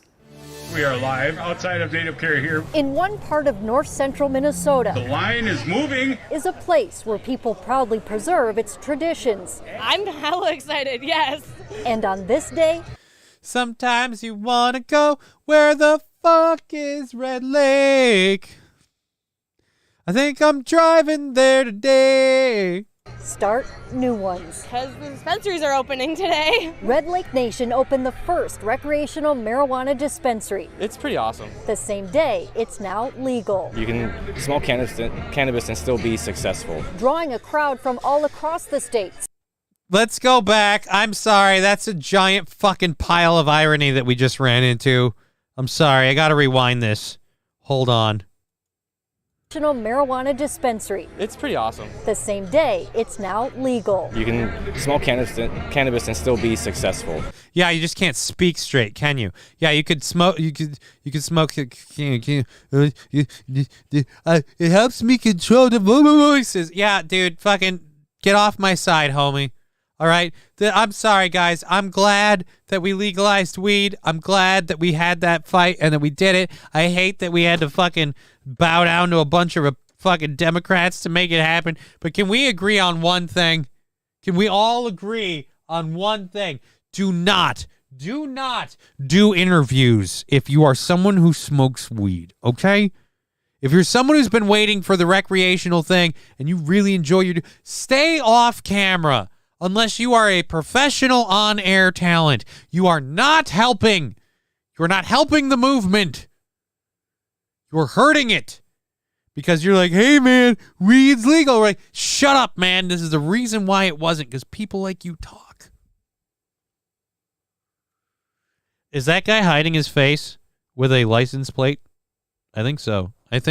I thought this was something else, and now I just realized, oh, no, you just don't want anyone to see your face. Drawing a crowd from all across the state, some making a statement. We've been fighting for our rights for legal weed in Minnesota for so long. Others, a contribution to a place also known as one of the country's most isolated. I could have got some back home, but I'm going to do this to support the Indian reservation too. I could have got some back home, but I've got, white guilt. Oh, fuck. Oh, Jesus. I can't believe I'm actually Googling this on my Google Maps.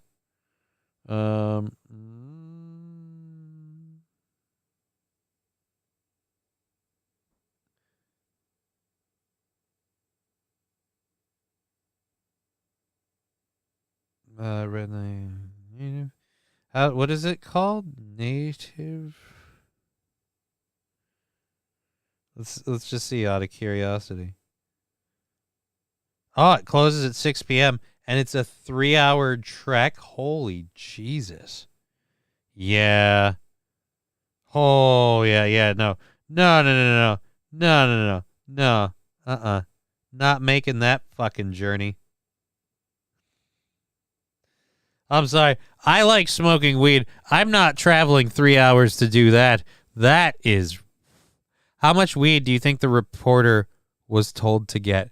Lab glass? Honestly, probably a fair amount. Probably an entire 2 ounces, which is about all you can have on you at one time.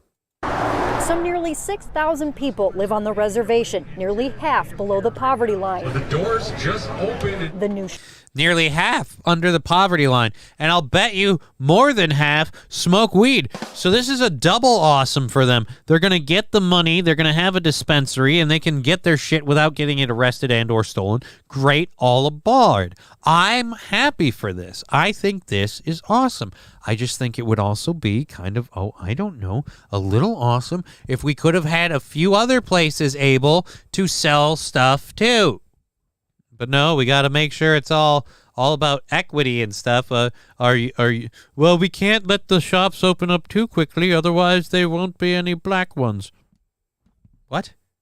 Why is Minnesota so racist? It's the weirdest thing. We have the most racist politician in government.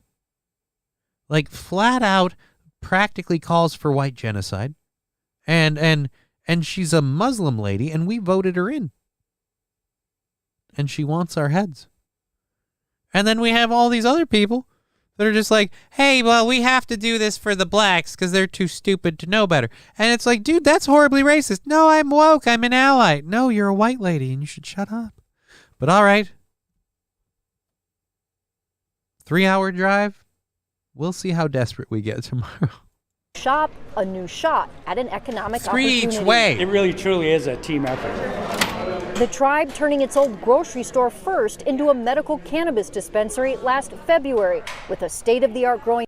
Dude, they started last February. These people were on the ball, man. And I'm sorry, state-of-the-art growing? It's a team effort. The tribe turning its old grocery store first into a medical cannabis dispensary last February with a state-of-the-art growing facility and renowned employees. I have about 50 years of experience in our team. I have about 50 years of experience in our team. I don't mean to brag, but I've been the guy growing the herb on the res for about the last half a century. Man, what a pretty plant, says the legendary side effect.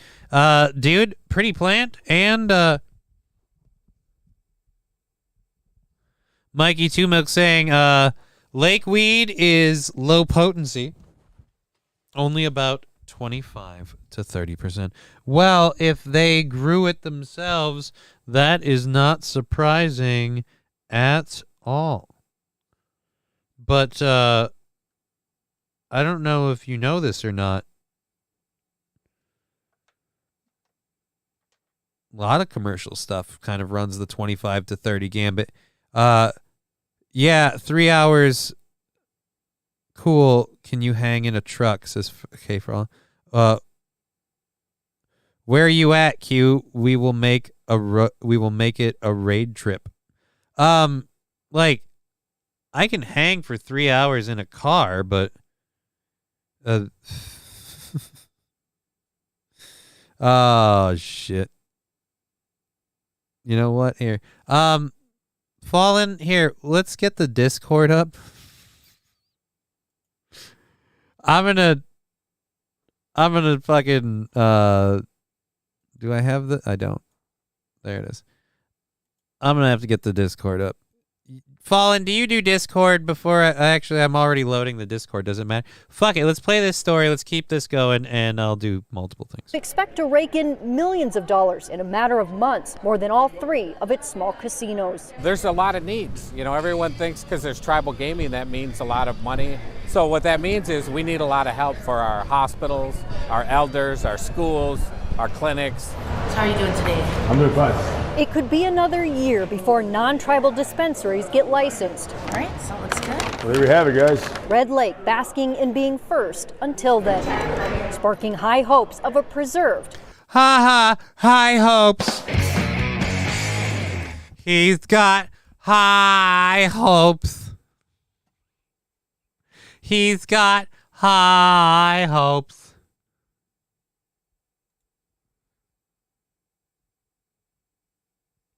Halfway there, Wadena County.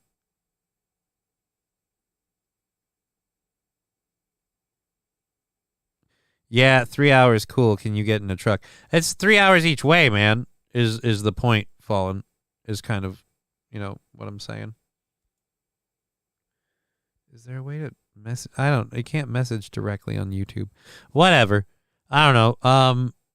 Fallen, if you can use Twitch, message me a way to, like, call you or something after the show. Our state allowed growing 4 plants when they decriminalized July 2022. This past July, they lowered it to only 2 you can grow legally, says the legendary side effect. Weird. Our state, here's the worst thing about our state.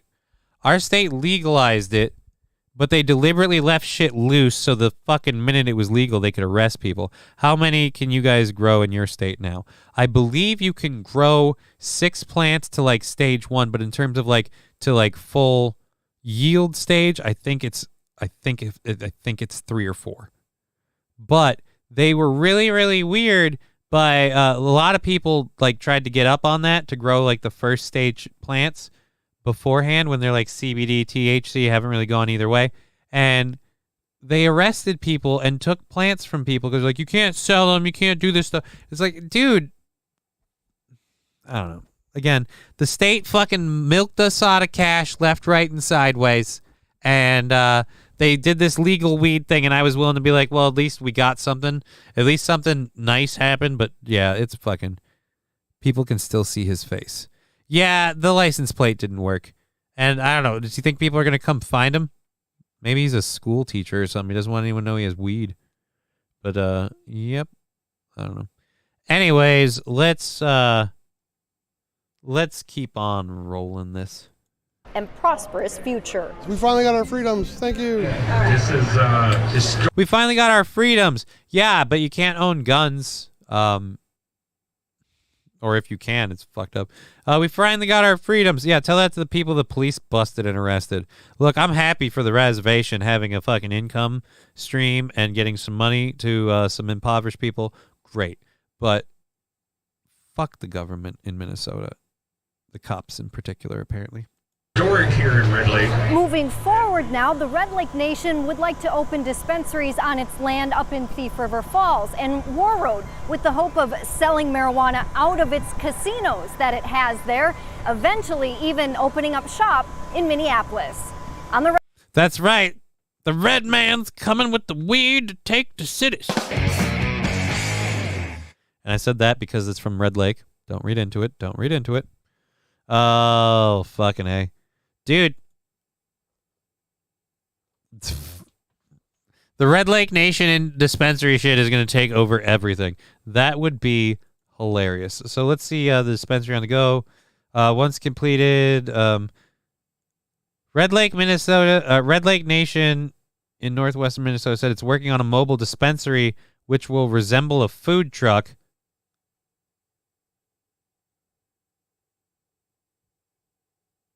Only on tribal lands. So it's only on tribal lands. So you can get to try. Yeah, it's still not going to work. That's still not going to work. Oh, well. Shame. All right, so there's that. Thank you for that. We've got 15 minutes left in the show. She is clenching, LOL. She is fucking fiending for it. I bet you she did a nice doobie after the show. Fucking whatever. Oh, my bad. You're bad for what?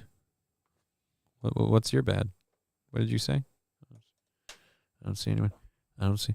Halfway there, Wadena County. I don't know what Wadena County. Funky cold Wadena. Let's pull up some videos to do. Let's drop that audio a little bit. Let's see this one. All right. So yeah, we're gonna do that one. We're gonna do this one. Which one is this? My daughter is so fake. Like her ability. All right, so it was that. Okay. We got Officer Erdy. It is better to play music like the ice cream truck. Yeah, but what music do you play for... Oh, wait, you know what? I bet, you know what you play for the ice cream truck song for the weed truck?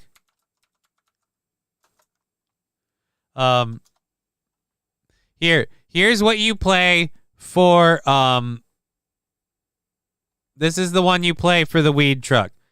So it's just, normally when the kids hear the little bell, the little ding ding, the ding ding, they're like ice cream. In this one you'd start hearing the little jingle, but it would be this.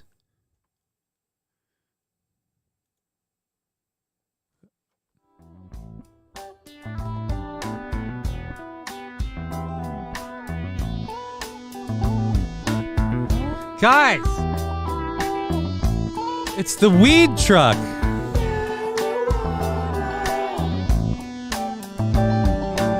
I got a thing for marijuana. Surrounds me like a sauna. When I get with you, I wanna tell the world how much I love ya. I am a cannabis man. Got a joint in each of my hands. I think that's the one. That's the one. That's got to be it.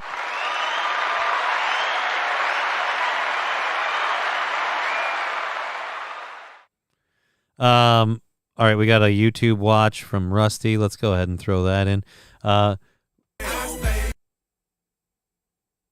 Ice cream paint job video. What's the point of the ice cream paint job video? I don't know. We'll see. We'll see. I played a song for a little bit, but I didn't want to. I don't know. I want to play a video up on there. I will take Pepsi challenge with that. Shouldn't like every other casino have bud? I mean, technically, in any Indian land, they can have marijuana available. I imagine other casinos will get into the thing of that. So that was that. That was that. That was that. This one, we don't have a whole lot of time left, so I don't know how many of these I'm going to need. It doesn't look like... Oh, yeah, we'll play that in a minute because that's creepy and weird. And you know what? If we get through all of this shit, then there's something wrong with me. They see Collider.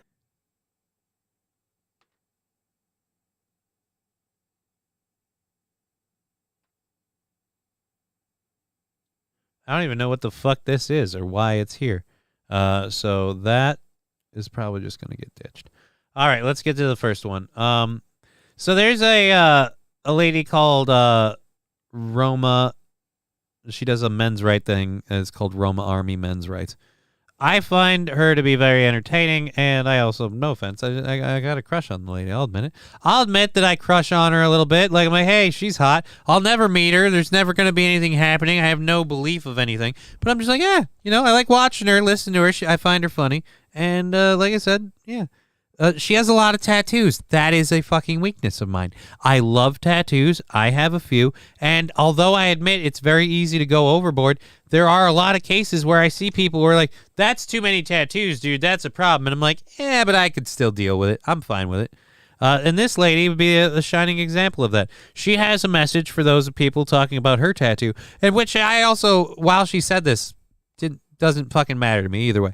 Doesn't matter. It's like, yeah, I'm still game. At the beginning of my career, people have been making backhandish comments about the upside down crosses pretty much all over my body. Quite frankly, I'm pretty sure that's why my conservative ass neighbors don't like me. So today I'm gonna give you a little lesson. Okay? Stop believing everything that you see in Hollywood, you fucking dum-dum. The only place that an upside-down cross resembles Satan is in Hollywood. Have you ever heard of the St. Peter's cross? He was crucified upside down because he felt unworthy to be crucified the same way as Jesus. What this translates to some people, but more specifically myself, is that I don't feel worthy of God's love. Not that I dress up in all black and sacrifice chickens to the devil. Thank you. All right, since the beginning of my career, people have been making but my question is, if you did the second part, would that stop any of you guys? Because it's not stopping me, unfortunately. I'm just like, I mean, I'm not looking for it, but I'm like, meh, you know? Scruffy, thanks. She's awful.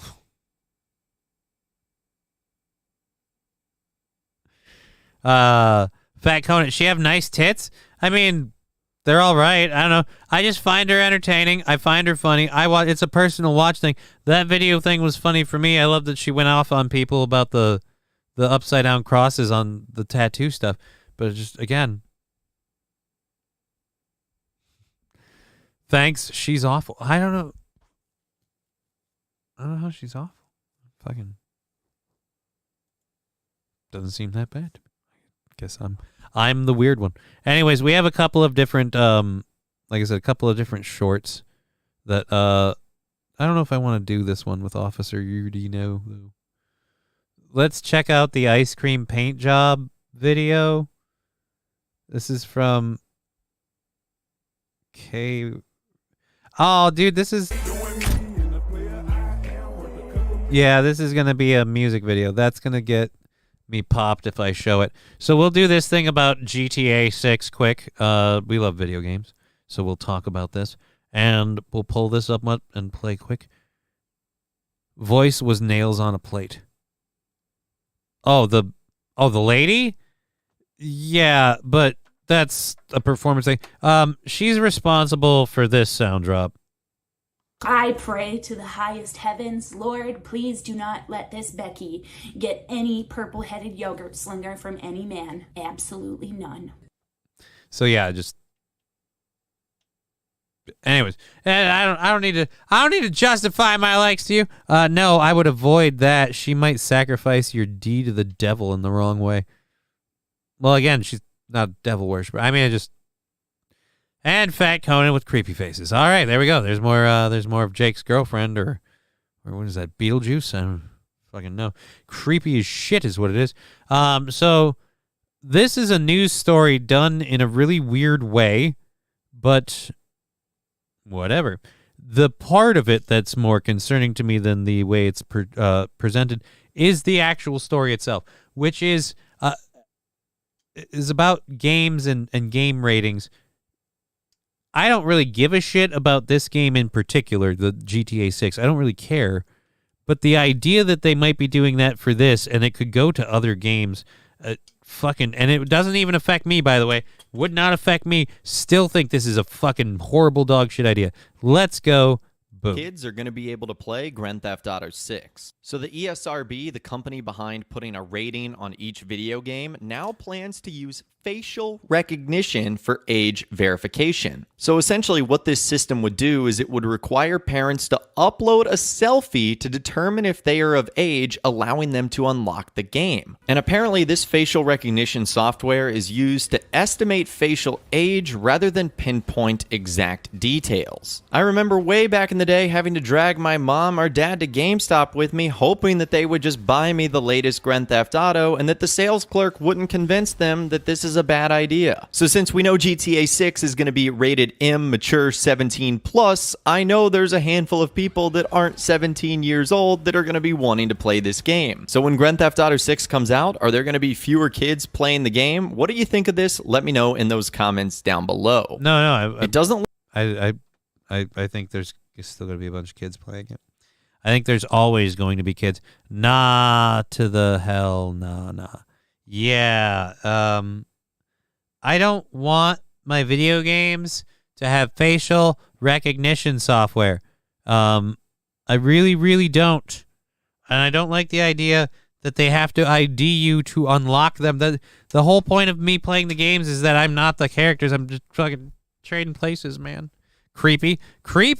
It's beyond creepy. It's weird as fuck that's how we're... Ooh, that's too... Screen is too white.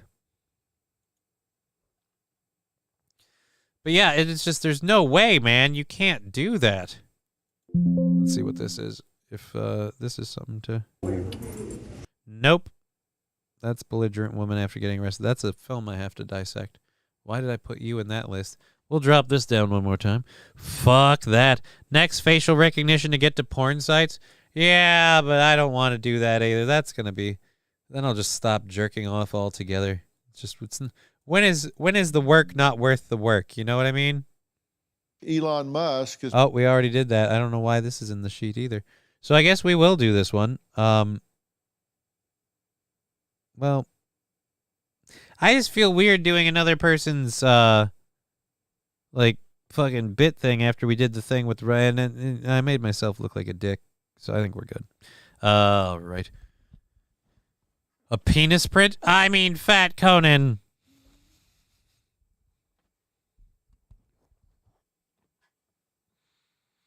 Wouldn't that be weird, though? Like, most people watch porn on their phone, so you have to, put your dick to it like a fingerprint scanner.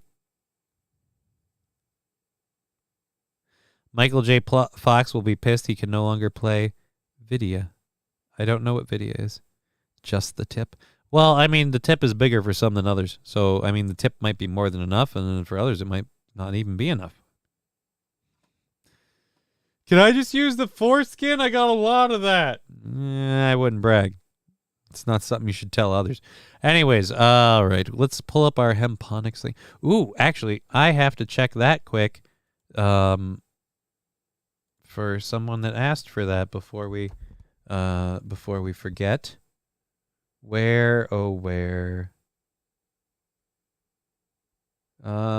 Sustainable. Nope. Where is hemponics? It's there's that one. Twitch payout successfully. Yeah. The Manning drop. Where is... Here we go.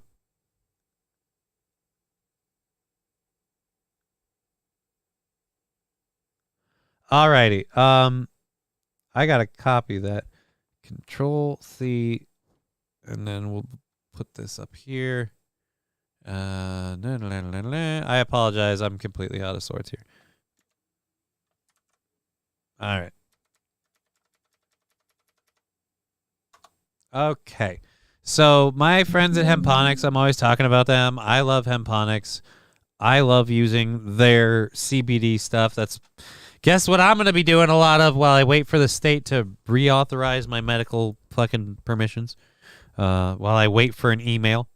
I love using Hemponics CBD stuff for like the nightly tinctures and shit like that.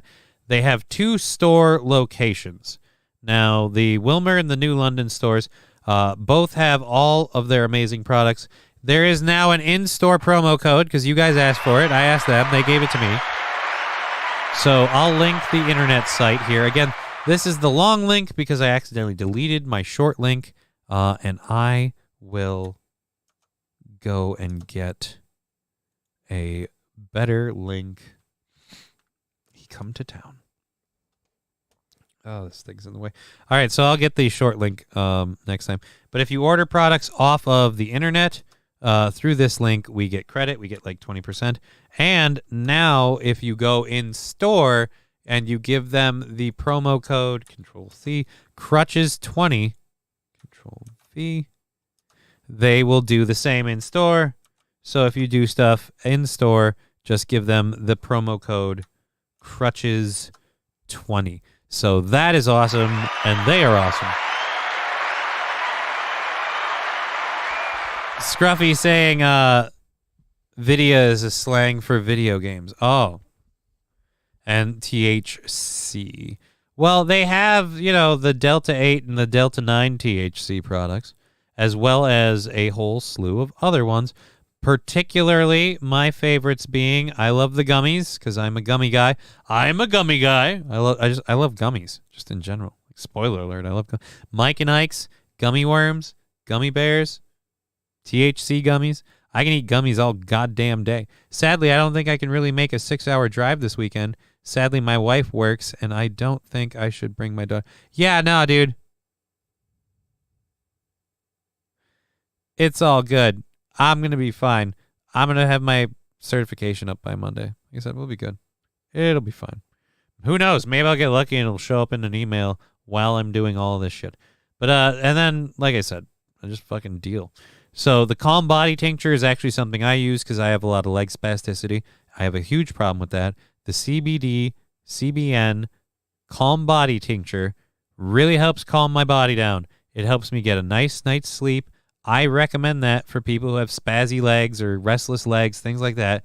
I know, it doesn't, you can have weed. You don't always need weed. That's a bulldozer. Sometimes a bullet will do. And that's what Calm Body is. So I love that. I also love the Awake Coffee Infused CBD. That's a nice body calm, relaxing. If you've had a lot of body aches and a lot of body pains, you know what? I should actually text her and ask if she's tried it, because Aaron and April have a bottle of that stuff. That'll help you with your body aches and your body pain and give you a little caffeine boost instead of that Celsius and shit. You think the state would be digital by now? It's bullshit. You have to wait this long. There should be an app for shit. Fuck Minnesota. Dude, no, the state thing is all digital. I just had to recertify. You have to do that once in a while. So I did all of that. I had my doctor fill out the paperwork. They sent me the email. You still have to do the email shit, but whatever. They sent me the email. I certified with the registry. The registry has to get back to me. Like I said, by Monday, that'll probably all be done. And then the dispensary, dude, the dispensary near my house isn't even fucking 2 blocks. I hop in my car. I'm there and I'm back. Fucking like I didn't even go. It's amazing. So anyways, what were we saying? Oh, yeah. The crutches coat. That little bit of weed in that fucking res off of the bowl thing. That is hitting. Anyways, so yes, the CBD Calm Tincture is awesome. The Awake Tincture is really great for a pick-me-up while keeping your body nice and relaxed. No fucking, like, crash. All that stuff is available on Hemponics, the website we linked, because I love them. And, of course, if you go in-store to New London or Wilmer, Crutches20 is now the in-store code. So that's awesome. We have had an amazing day. Thanks again to Scruffy D for bailing out the goal. And then thank all of you for contributing to the show today. Let's check up on our numbers here and see where we're at. So we did what was it? We did the 10, so that's another 10. And so we're another $10 off. We're down to $25 for tomorrow or for Monday's goal. For that's awesome. Fat Conan for 20% off. No, Fat Conan. The crutches code is to give the show credit. We get a portion of the sale from the product sale is what it is. I'm sorry, that's just the way they do it. People are asking to have an in-store code, so there it is. So the link that I give you to their website doesn't change the prices. We just get credit for it. And that's kind of just the way it goes. Sorry. Thanks, Johnny. Have a great weekend. You have been remarkably quiet today, Sandy. Good to hear from you. Glad you're here. Hope you have a great weekend. We will be back this Sunday for a Sunday smoke show. Might be a smokeless smoke show. I don't know if I can score a nugget between now and then, maybe. Yeah, we'll see what happens. Maybe that email will come in. Anyways, we've been Johnny. You've been an audience. It's been awesome. I'm going to go see what my cat is yowling about and see if I'm allowed to hang out with my daughter. Until then, what's at work? And then driving 45 minutes home. That's why I'm quiet. Alrighty. Sunday gummy bear show. Yeah, I might just sit here with a bunch of gummy bears and just eat a bunch of gummy bears. That could be a thing. Thank you for the idea, Wilmer Autotech. I keep doing a Minnesota goodbye because I suck. Let's go. Hola. Hola means hello, jackass.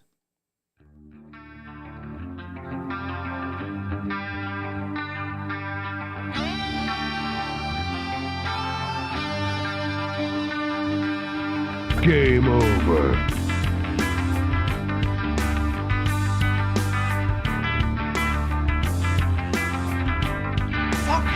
What the fuck? Who the fuck this fucking? How did you do fucking fucks? Fuck! Game over, man. Game over. Fuck off.